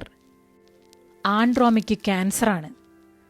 പക്ഷേ ആ 2ാം ബയോപ്സി റിപ്പോർട്ട് ആദ്യത്തേതിന് വിരുദ്ധമാണ്. അയാൾക്ക് ക്യാൻസർ ഇല്ല. പക്ഷെ പേപ്പ, ഇത് ഈ ഫയലിൽ നിന്ന് അറിയുന്നത് ഇങ്ങനെയാണ്. എങ്ങനെയാണെന്നാണ് എൻ്റെ ചോദ്യം. റോമിക്ക് കവിളിനുള്ളിൽ ഒരു തടിപ്പ് പോലെ തോന്നാൻ തുടങ്ങിയിട്ട് ഏറെ നാളായി. അയാൾ അതിന് ഹോസ്പിറ്റലിൽ പോകാനൊന്നും റെഡിയല്ലായിരുന്നു. അതിന് തക്ക അസ്കിതകളൊന്നുമില്ല. പക്ഷേ പെൺ റോമി അക്കാര്യത്തിൽ വലിയ ടെൻഷന്റെ ആളായിരുന്നു. കെട്ടിയോന്റെ കവിളിനുള്ളിലെ തടിപ്പിനെപ്പറ്റി തന്റെ അമ്മയോട് പറഞ്ഞിട്ടുണ്ട്. ജൂലൈ 25-ന്, അതായത് സെബസ്ത്യാനോസ് അവസാനം വീട്ടിൽ വന്ന അന്ന്, ഇവർ ചാലക്കുടി സെന്റ് ജെയിംസിലെ ഡോക്ടർ ചാക്കോയെ വീട്ടിൽ പോയി കണ്ടിട്ടുണ്ട്. അദ്ദേഹമാണ് അമലയിലേക്ക് റെഫർ ചെയ്യുന്നത്. ആ റെഫറൻസ് ലെറ്റർ അമലയിൽ നിന്ന് കിട്ടിയത് ഇതാ ഫയലിലുണ്ട്. ഇവിടെ എന്തെങ്കിലും ഒരു ചെറിയ ഡ്രാമ ജെന്നിക്ക് തോന്നിയോ? ഉവ്വു പേപ്പ. ഡോക്ടർ ചാക്കോയെ കണ്ട കാര്യവും ഓഗസ്റ്റ് 1-ന് അമലയിൽ പോയ കാര്യവും അതിനുശേഷം അമലയിലെ 3 വിസിറ്റുകളും റോമിയുമല്ലാതെ ഇരു വീട്ടുകാരോ കൂട്ടുകാരോ അറിഞ്ഞിട്ടില്ല. എന്തായിരിക്കാം അതിന് കാരണം? ക്യാൻസർ ഫോബിയ എന്ന് പറഞ്ഞൂടെ? 99 എന്നൊക്കെ പറയുമ്പോൾ ക്യാൻസർ എന്ന വാക്കിന്റെ അർത്ഥം തന്നെ ദി എൻഡ് എന്നാകണം. സോഷ്യലി ഒറ്റപ്പെടും. No doubt. So at least until confirm they want it as a secret. Maybe. Very valid justification Jenny. അപ്പോൾ ബയോപ്സി റിപ്പോർട്ട് വരുന്നു. Dated August 9. ഇതാ ഈ പേപ്പർ. ഇത് പ്രകാരം അത് അതിവേഗം വളർന്നുകൊണ്ടിരിക്കുന്ന ക്യാൻസറസ് മുഴയാണ്. റോമിമാർ തകർന്നു. സംശയം വേണ്ട, തകരും. അപ്പോൾ എന്താണ് ഈ രണ്ടാം റിപ്പോർട്ട്? അതെ, പേപ്പൻ ഈ കോൾ ലിസ്റ്റ് ശ്രദ്ധിച്ചോ? റോമിയുടെ ഫോണിന്റെ bill. Yes Jenny, postpaid cellphone. അന്നൊക്കെ ഈ ഫോൺ ബിൽ ഡീറ്റെയിൽസേ ഉള്ളൂ. ഇന്നത്തെ പോലെ മൊബൈൽ ട്രാക്കിംഗ് ഒന്നുമില്ല. രജിസ്ട്രേഷൻ നടന്ന അന്ന് വൈകിട്ട് 4:05 റോമിയുടെ മൊബൈലിൽ നിന്ന് ഡോക്ടർ ഉമയ്ക്ക് കോൾ പോയത്. അമലയിലെ ഓങ്കോളജിസ്റ്റ്. ഉവ്വ് പേപ്പ, ഇതാ ഡോക്ടർ ഉമയുടെ സ്റ്റേറ്റ്മെന്റ്. സ്കാൻ റിപ്പോർട്ടും ബയോപ്സി റിപ്പോർട്ടും ഒക്കെ വെച്ചുണ്ടാക്കിയ ആദ്യ റിപ്പോർട്ട് പ്രകാരം ക്യാൻസർ കൺഫേംഡ്. എന്നാൽ അടയാർ ക്യാൻസർ ഇൻസ്റ്റിറ്റ്യൂട്ടിലെ ഡോക്ടർ കെ നായർ, ഡോക്ടർ ഉമയുടെ ഗുരു, പ്രഗത്ഭൻ, അമലയിൽ ഒരു 2 ദിന സെമിനാറിന് വരുന്നുണ്ട്. അദ്ദേഹം റിസൾട്ടുകളെല്ലാം നോക്കട്ടെ, എന്നിട്ട് ചികിത്സയിലേക്ക് പോകാം എന്നതായിരുന്നു ഡോക്ടർ ഉമയുടെ ഉപദേശം. റോമിമാർക്കും ചികിത്സ നാട്ടിൽ വേണ്ട എന്നുണ്ടായിരുന്നു, അടയാറാക്കാം എന്നും. August 18 വൈകുന്നേരം തന്നെ വിളിച്ച് ഡോക്ടർ നായരുടെ അവൈലബിലിറ്റി കൺഫേം ആക്കിയിട്ട് 19 വന്നാൽ മതി എന്ന് പറഞ്ഞ് തന്റെ സെൽ നമ്പർ കൊടുത്തതിൻ പ്രകാരമാണ് ഡോക്ടർ ഉമയെ റോമി വിളിക്കുന്നത്. എക്സാക്ട്ലി. ആ ഫോൺ വിളിയിൽ എന്തുണ്ടായി? അവിടെ ട്വിസ്റ്റ്. അതൊരു ആഹ്ലാദകരമായ ഇൻസിഡന്റ് ആയിരുന്നു. റോമിയുടെ ഫോൺ നമ്പറുകളൊന്നും ഫയലിൽ അവൈലബിൾ അല്ലാതിരുന്നതിനാലാണ് വിളിച്ച് പറയാതിരുന്നതെന്നും ഇവരുടെ വിളിക്ക് കാത്തു നിൽക്കുകയായിരുന്നു എന്നും ഡോക്ടറുടെ സ്റ്റേറ്റ്മെന്റിലുണ്ട്. ഡോക്ടർ ഉമയുടെ ഡയഗ്നോസിസ് പാടെ തെറ്റായിരുന്നു. ഡോക്ടർ നായരുടെ എക്സ്പീരിയൻസ് വേറെ ലെവലായതുകൊണ്ട് ഇതിനൊരു ചികിത്സയും വേണ്ട എന്നും ഒട്ടും വിസിബിൾ അല്ലാത്ത വേദനയില്ലാത്ത ഇത് ക്യാൻസറസ് അല്ലെന്നും 15 കൊല്ലത്തിൽ 1.5 മില്ലിമീറ്റർ പോലും ഇത് വളരുന്നതല്ലെന്നും അദ്ദേഹത്തിന് മനസ്സിലായി. എന്തായാലും നാളെ വരണം, ഡോക്ടർ നായരെ കാണാം, വരുമ്പോൾ താൻ എഴുതിയ റിപ്പോർട്ട് കൂടെ കൊണ്ടുവരണം എന്ന് പറഞ്ഞു ഡോക്ടർ ഉമ. അത് കീറിക്കളയാൻ വേണ്ടി മാത്രം. റോമി ആഹ്ലാദത്തിലായിരുന്നുവെന്നും ഭാര്യയ്ക്ക് ഫോൺ കൊടുത്തെന്നും അവരുടെ ആഹ്ലാദക്കരച്ചിൽ ഇപ്പോഴും ചെവിയിൽ മുഴങ്ങുന്നുണ്ടെന്നുമാണ് ഡോക്ടർ ഉമ സ്റ്റേറ്റ്മെന്റ് കൊടുത്തിരിക്കുന്നത്. പേപ്പ. അതെ അതെ പേപ്പ, ജീവിതം തീർന്നു എന്ന മൂഡ് ഓഫ് വെച്ചാണ് റോമി ഫാമിലിയുമായി വന്ന് അന്ന് ആധാരം രജിസ്റ്റർ ചെയ്യുന്നത്. ഈ ഡോക്ടർ ഉമയുടെ കോൾ രാവിലെ ആയിരുന്നെങ്കിൽ ഒരുപക്ഷേ അതെ, പ്ലോട്ട് വിൽപ്പന നടക്കില്ലായിരുന്നു. തന്റെ ചികിത്സയ്ക്ക്, അതും രഹസ്യമായി, അടയാറിൽ ഒരു ഹ്യൂജ് എമൗണ്ട് വേണ്ടിവരും എന്നറിഞ്ഞതിനാലാകാം റോമി പെട്ടെന്ന് സ്ഥലം വിൽക്കുന്നത്. അല്ലാതെ വേറെന്ത് മോട്ടീവ് ഉണ്ടാകാനാണ് അതിന് പിറകിൽ? Yes, continue your findings Jenny. You are well studied. ഇല്ല പേപ്പ, എന്റെ സ്റ്റോറി ഇതായിരുന്നു. റിസൾട്ട് അറിഞ്ഞ റോമിയും ഭാര്യയും ആകെ തകരുന്നു. അവർ തമ്മിൽ അത്ര അറ്റാച്ച്മെന്റ് ഉണ്ട്. ആ ഒരു പ്രത്യേക അവസ്ഥയിൽ ജീവിതം അവസാനിപ്പിക്കാൻ തീരുമാനിക്കുന്നു. തങ്ങളില്ലാതായാൽ അനാഥരായി പോകുന്ന കുട്ടികളെ ഓർത്തപ്പോൾ സഹിക്കുന്നില്ല. അവരെയും കൂടെ കൂട്ടാൻ തീരുമാനിക്കുന്നു. കാറുമായി 4 പേരും ഊട്ടിയിലേക്ക് പോകുന്നു, അല്ലെങ്കിൽ കൊടൈക്കനാൽ. വിജനമായ കാട്ടിലെ ഹൈറേഞ്ചിലെ ഏതെങ്കിലും ഒരു സൂയിസൈഡ് പോയിന്റിലേക്ക് കാറുമായി. ഒരാളും ഒരിക്കലും എത്താത്ത ഏതോ ഗർത്തത്തിൽ. പക്ഷേ എന്റെ ഈ തിയറി ഓടില്ല. ഡോക്ടർ ഉമ കൊടുത്ത മെസ്സേജ് പാർട്ടി നടത്താൻ തക്ക ഹാപ്പി ന്യൂസ് ആണല്ലോ. No way for a suicide. Jenny, not a crucial point. Doctor ഉമയ്ക്ക് 4:05 വിളിച്ച ആ കോളിന് ശേഷം ആ ഫോണിൽ നിന്ന് ഒരു കോൾ പോയിട്ടില്ല. അന്ന് വൈകുന്നേരം ഇവരെ കാണാതെ റോമിയുടെ അപ്പൻ വിളിക്കുന്നത് 5:55 അപ്പോളോയിൽ നിന്ന് സൈറനടിച്ചപ്പോൾ. അന്നേരം സ്വിച്ച് ഓഫ് ആണ്. പിന്നെ വീട്ടുകാരെല്ലാം വിളിക്കുമ്പോൾ ഫോൺ സ്വിച്ച് ഓഫ് ആണ്. നിന്റെ തിയറി പ്രകാരം ഇവർ ഒരു യാത്ര പോയിട്ടുണ്ടെങ്കിൽ ഫോൺ ഓഫാക്കുമോ? പേപ്പ, എന്റെ ആ തിയറി ക്യാൻസർ കൺഫേമെങ്കിൽ മാത്രം അത് വിട്ടേക്കൂ. ഇനി 2, പാടുപെട്ട് രജിസ്ട്രേഷൻ നടത്തി തങ്ങളുടെ ഇഷ്ടസ്ഥലം അന്യനായ ഒരാൾക്ക് കൊടുത്ത് ആ ചെക്ക് പോലും മാറാതെ ക്യാഷ് യൂസ് ചെയ്യാതെ ഒന്നടങ്കം ആത്മഹത്യ. മൊത്തം ഒരു അപാകതയില്ലേ? ജെന്നിക്ക് ദേഷ്യം വന്നു. ഞാൻ ആ തിയറി വിട്ടെന്ന് പറഞ്ഞില്ലേ പേപ്പ? എടി, ഒരു പ്രധാന കാര്യമുണ്ട്, നീ ശ്രദ്ധിച്ചു നോക്ക്. 4:05 ഇവർക്ക് ജീവിതത്തിൽ ഏറ്റവും സന്തോഷകരമായ വാർത്ത കിട്ടുന്നു. ശരിക്കും മരിച്ചെണീറ്റ അത്ര ത്രിൽ, ശരിയല്ലേ? എന്നിട്ടും ഫോണിൽ നിന്ന് ഒരു കോൾ പോലുമില്ല. അറ്റ്ലീസ്റ്റ് പെൺ റോമി സ്വന്തം അമ്മയെ വിളിച്ച് സന്തോഷത്താൽ ഒന്ന് പൊട്ടിക്കരയുകയെങ്കിലും ചെയ്യണ്ടേ? വേണം, വേണ്ടതാണ് നോർമലി. ഇവിടെ അതുണ്ടായില്ല. തന്നെയുമല്ല, പിന്നീട് ഇവരെപ്പറ്റി ഒരു ക്ലൂ പോലുമില്ല. ജെന്നി, ഇവിടെ നിന്ന് we can dig a lot. Means? Jenny, crime branch ഈ കേസ് അന്വേഷിച്ച രീതിയിൽ ഒരു അപാകതയുണ്ട്. ഒറ്റ തിയറി വെച്ച് മുന്നോട്ടു പോയി. പോരായ്മയാണത്. നമ്മുടെ ആ കൺക്ലൂഷനിലേക്ക് ബാക്കിയെല്ലാം എത്തിക്കാൻ ശ്രമിക്കും. കേസാകുമ്പോൾ പ്രതി വേണം. പത്രങ്ങളൊക്കെ അന്ന് കുറ്റവാളിക്കു വേണ്ടി ദാഹിക്കും. Election September 11-നും. ഇവരെ കാണാതാകുന്നത് ഓഗസ്റ്റ് 29-നും. ഒരു കുടുംബത്തിന്റെ തിരോധാനമാണ്. ചില്ലറ കളിയാണോ? അറസ്റ്റ് നടന്നില്ലെങ്കിൽ വോട്ടിനെ ബാധിക്കും, ഇല്ലേ? സോ ഇവർക്ക് മിസ്റ്റർ എക്സ് വേണം. സെബസ്ത്യാനോസിനെ ആ സ്ലോട്ടിൽ ഈസിയായി വെക്കാം. കാരണം കംപ്ലീറ്റ് സാഹചര്യങ്ങളും അയാൾക്ക് അഗെയിൻസ്റ്റാണ്. പത്രങ്ങൾക്ക് ദിവസങ്ങളോളം 4 കോളം കൊടുത്താൽ മതി. നീ ആ പത്രക്കട്ടിങ്സ് ഹെഡിങ്ങുകൾ ഒന്ന് വായിച്ചു ജെന്നി. ഇരട്ട റോമി തിരോധാനം, പിറകിൽ real estate mafia, September 8. Police ഇരുട്ടിൽ തപ്പുന്നു, UDF കൺവീനർ, സെപ്റ്റംബർ 9. സെബസ്ത്യാനോസ് ധാരാവിയിൽ പോയതെന്തിന്, സെപ്റ്റംബർ 9. സബ് രജിസ്ട്രാറുടെ നീക്കം സംശയാസ്പദം, സെപ്റ്റംബർ 10. കുടുംബമറിയാതെ സ്ഥലം വിൽപ്പന, റോമി കേസ് പുതിയ വഴിത്തിരിവിലേക്ക്, സെപ്റ്റംബർ 11. സെബസ്ത്യാനോസും ഗുണ്ട ഇറച്ചിപ്പോളും ബന്ധുക്കൾ, സെപ്റ്റംബർ 13. മതി മതി, ആഘോഷങ്ങളാണ്. ഉദയഭാനു അതിൽ രമിച്ചെന്ന് തോന്നുന്നു. പേപ്പ, നമ്മളിപ്പോ എന്തു ചെയ്യും? ജെന്നി, 8 ലക്ഷം ക്യാഷും 4ന്റെ ചെക്കും ഇതിവരുടെ കയ്യിലുണ്ട് എന്നറിയാവുന്നത് സെബസ്ത്യാനോസിന് മാത്രമല്ലേ? എന്നിട്ടും സാക്ഷികളായി ഒപ്പിട്ട ടാക്സി ഡ്രൈവർ രവിയും ഒരു ദാമോദര മേനോനും 37 ദിവസം അകത്ത് കിടന്നു.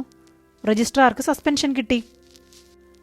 റോമിമാർ പെട്ടെന്ന് ഫണ്ട് റേസ് ചെയ്യാനുണ്ടായ motive is quite convincing. Treatment.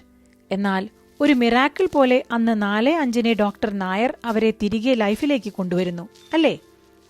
പക്ഷേ ആ മൊമെന്റ് മുതൽ അവരെപ്പറ്റി ഒരു ക്ലൂ ഇല്ല. ഉദയഭാനു സെബസ്ത്യാനോസിന്റെ പിറകെ കൂടി. അന്നേരമൊക്കെ ബോഡികൾ കിട്ടും എന്ന ഓവർ കോൺഫിഡൻസ് ഉണ്ടാകും. But sadly case gone on completely wrong way. Jenny, Sebastianos is innocent for sure. But how? പെപ്പ, how can we prove it? എടി, 22-ാം വർഷത്തിലും അയാളും മകനും ഇന്നും അത് തെളിയിക്കാൻ ഇത്ര ഇൻട്രസ്റ്റ് എടുക്കുന്നു. കോടതി തള്ളിയ കേസാണ്. പോലീസ് ഡിപ്പാർട്ട്മെന്റ് ഇയാളോട് മാപ്പ് പറയേണ്ടി വന്ന കേസാണ്. എന്തിന് still he wants to reopen it? There is only one motive, Jenny. He wants to know truth. He badly needs to wash his hands off. അയാൾ not at all a criminal, Jenny. And he is so practical. 12 ലക്ഷത്തിനു വേണ്ടി 4 പേരെ car സഹിതം ഇല്ലാണ്ടാക്കി ശിഷ്ടകാലം സുഖമായി ജീവിക്കാം എന്ന് വിചാരിക്കുന്ന മണ്ടനല്ല എന്തായാലും. ജെന്നി, അന്ന് റോമീസിനെന്തോ സംഭവിച്ചു. ആർക്കും അറിയാത്ത ഒന്ന്. 1999 ഓഗസ്റ്റ് 18 4:05-നും 5:55-നുമിടയിൽ, ശരിക്കും പറഞ്ഞാൽ ഡോക്ടർ ഉമയുടെ കോൾ കഴിഞ്ഞ സമയമായ 4 മണി കഴിഞ്ഞ് 8 മിനിറ്റ് എന്ന അതേ സമയത്ത് തന്നെ എന്തോ ഒന്ന്. Like what? കണ്ടുപിടിക്കണം ജെന്നി, കണ്ടുപിടിക്കണം. ഇന്ന് ഞാൻ ഒന്നിറങ്ങുന്നു, ഒറ്റയ്ക്ക്. നീ വേണ്ട, ചെറിയ ചില കറക്കങ്ങളുണ്ട്, ഓക്കെ? പിന്നെ never share this case details to your friend Abhirami and Leo. എന്നാ വാ, നമുക്ക് ബ്രേക്ക്ഫാസ്റ്റ് കഴിക്കാം. പുട്ടും കടലയും മസാല പപ്പടവും. പെപ്പ പ്ലീസ്, ഞാനും വരും പ്ലീസ്. ജെന്നിയുടെ വാശി ജയിച്ചില്ല. വർഗീസ് കൂടെ കൂട്ടിയില്ല. കുറച്ച് ഇല്ലീഗൽ ആക്ടിവിറ്റിയാണ് എന്നൊക്കെ പറഞ്ഞ് ഒഴിവാക്കുകയാണുണ്ടായത്. എന്തായാലും ഇന്നലെ രാത്രി മുഴുവൻ പേപ്പൻ ഉറങ്ങാതെ കേസ് ഫയലിൽ മുങ്ങിയിരിക്കുകയായിരുന്നതും തന്റെ സ്ക്രിബ്ലിംഗ് പാഡിൽ നിറയെ കുത്തിക്കുറിച്ചതുമൊക്കെ ഓർത്തപ്പോൾ ജെന്നി അടങ്ങി. അതുപോലെ പേപ്പൻ എന്നെല്ലാം മറന്നിരുന്നിട്ടുണ്ടോ? അപ്പോഴൊക്കെ ഒരു കുറ്റവാളിക്കുള്ള ചീട്ട് എവിടെയോ കീറപ്പെട്ടിട്ടുണ്ടെന്ന് ജെന്നിക്ക് ചെന്നൈ ജീവിതത്തിൽ നിന്ന് അറിയാവുന്നതാണ്. തന്റെ കൂട്ടുകാരി അഭിരാമിക്ക് വേണ്ടിയാണ് പേപ്പന്റെ ഈ തലപുകയ്ക്കൽ. ഒന്നും കാണാതെ തന്നോട് വരരുത് എന്ന് പറയാറില്ല പേപ്പൻ. എന്തായാലും കാത്തിരിക്കാം, ജെന്നി ഉറപ്പിച്ചു. രാത്രി വർഗീസ് ഏറെ വൈകിയാണ് വന്നത്. ഇടയിൽ ജെന്നി 2 തവണ വിളിച്ചപ്പോൾ കോൾ കട്ട് ചെയ്യുകയായിരുന്നു. വന്ന ഉടനെ ചൂടുവെള്ളത്തിൽ കുളിക്കുകയും ലഞ്ചും ഡിന്നറും ഒരുമിച്ചെന്നപ്പോൾ വയറു നിറയെ ഭക്ഷിക്കുകയും ചെയ്തു. ഈ സമയമത്രയും ഇപ്പോൾ പറയും ഡെവലപ്മെന്റുകൾ എന്ന ജെന്നിയുടെ കുതൂഹലത്തെ പേപ്പൻ അമ്പയെ അവഗണിച്ചു. ഗുഡ് നൈറ്റ് പറഞ്ഞ് മുറിയിലേക്ക് പോകാൻ തുടങ്ങിയ അയാളെ തടഞ്ഞു നിർത്തി ജെന്നി. പേപ്പ, this is cruel. I am your team member. ഹാ ജെന്നി, മറ്റന്നാൾ നമുക്കൊരു ഹെക്റ്റിക് ഡേ ആയിരിക്കും. Now I am tired. Though സമയം 10 I am going to sleep 10 hours. Wake me up at 8. നാളെ നമുക്ക് തോട്ടിൽമാട്ടത്തിനിടയിൽ നിന്ന് മെലിഞ്ഞീനെ പിടിക്കാം. സ്പെഷ്യൽ കമ്പിച്ചൂണ്ട. അതിൻ്റെ പ്രത്യേകത അറിയോ? ഇര കണ്ട് അവൻ പതുക്കെ പതുക്കെ പുറത്തു വരും. Okay, good night, sweet dreams. Sadist കാട്ടാളൻ, ജെന്നി പിറുപിറുത്തു. തൃശൂർ MG റോഡിലെ മണ്ണത്ത് ലൈൻ. അതിലൂടെ 50 മീറ്റർ പോയാൽ CR ഷോപ്പിംഗ് കോംപ്ലക്സ്. ജെന്നിയും വർഗീസും എത്തുമ്പോൾ ഉദയഭാനു ഓടിവന്ന് സ്വീകരിച്ചു. അന്ന് ഓഫീസിൽ കണ്ട ഉദയഭാനു അല്ല. അയാളുടെ ശരീരഭാഷ ആകെ മാറിയിരിക്കുന്നു. വർഗീസിനോടിപ്പോൾ ഒരുതരം ആരാധന, വിധേയത്വം. ഷോപ്പിംഗ് കോംപ്ലക്സിന്റെ ഉടമസ്ഥരെന്ന് ജെന്നിക്ക് മനസ്സിലായ 2 പേർ വർഗീസിനെ അഭിവാദ്യം ചെയ്തു. ചാർലി ചീരൻ, റാസി മുഹമ്മദ്. വളരെ പ്ലസന്റ് ലുക്കുള്ള 2 മധ്യവയസ്കർ. അവർ തമ്മിലുള്ള റാപ്പോ ആണ് ജെന്നിയെ ആകർഷിച്ചത്. ഒരുപക്ഷേ ലോക്ക്ഡൌണിന് ശേഷം ആദ്യമായി കാണുന്നതായിരിക്കാം. മാറി നിന്ന് അവരെപ്പോഴും ചർച്ച തന്നെ. വിഷയം ഇതൊന്നുമല്ല, കൊറോണ, ബിസിനസ്. കുഴൽക്കിണർ കുഴിക്കുന്ന വണ്ടിയും സംഘവും. ബേസ്മെന്റ് പാർക്കിങ്ങിൽ ഒരിടത്തായി മഞ്ഞ പെയിന്റിനാൽ ഒരു വലിയ വട്ടം വരച്ചിരിക്കുന്നു. ഉള്ളിൽ ചുവന്ന പെയിന്റുകൊണ്ട് അവിടെ എവിടെ 5 ചെറിയ വൃത്തങ്ങൾ. 4-5 പേരടങ്ങുന്ന സംഘം ഫോറൻസിക് വിദഗ്ധരാണെന്ന് ജെന്നിക്ക് സംസാരത്തിൽ നിന്ന് പിടികിട്ടി. ഒരു ലേഡി, പൂർണിമ എന്നാണ് അവരുടെ പേരെന്നും ജെന്നി കണ്ടുപിടിച്ചു. അവരാണ് സംഘത്തെ നയിക്കുന്നതെന്നും. വേറെ 5-8 ബംഗാളി ലേബേഴ്സ്. കുഴൽ കിണറുകാർക്ക് കാട്ടാളൻ നിർദ്ദേശം നൽകുന്നു. വിശാലമായ പാർക്കിംഗ് ഏരിയ മൊത്തം കാലിയായി കിടക്കുന്നു. 43 ദിവസത്തെ വീട്ടിലിരിപ്പിന്റെ മുരടിപ്പിനൊരു ഇടവേള കിട്ടിയ ഗൂഢാഹ്ലാദം അവിടെയുള്ള ഏവർക്കുമുണ്ട്, തനിക്കുൾപ്പെടെ, ജെന്നി ഓർത്തു.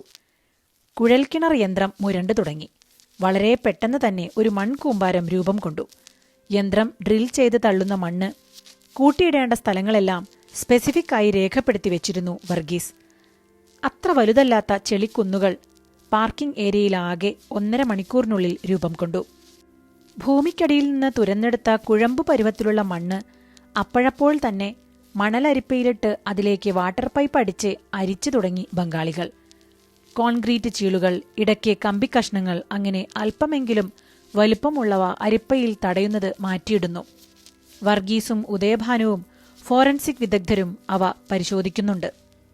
ഉച്ചയാകാറായപ്പോഴേക്കും 5 സ്ഥലത്ത് ഏകദേശം 100 അടി ആഴത്തിൽ 5 കുഴൽക്കിണറുകൾ രൂപം കൊണ്ടു. പരിശോധനകളും തകൃതിയായി നടന്നു. ബേസ്മെന്റ് പാർക്കിംഗ് ആകെ ചെളിപിളിയായി.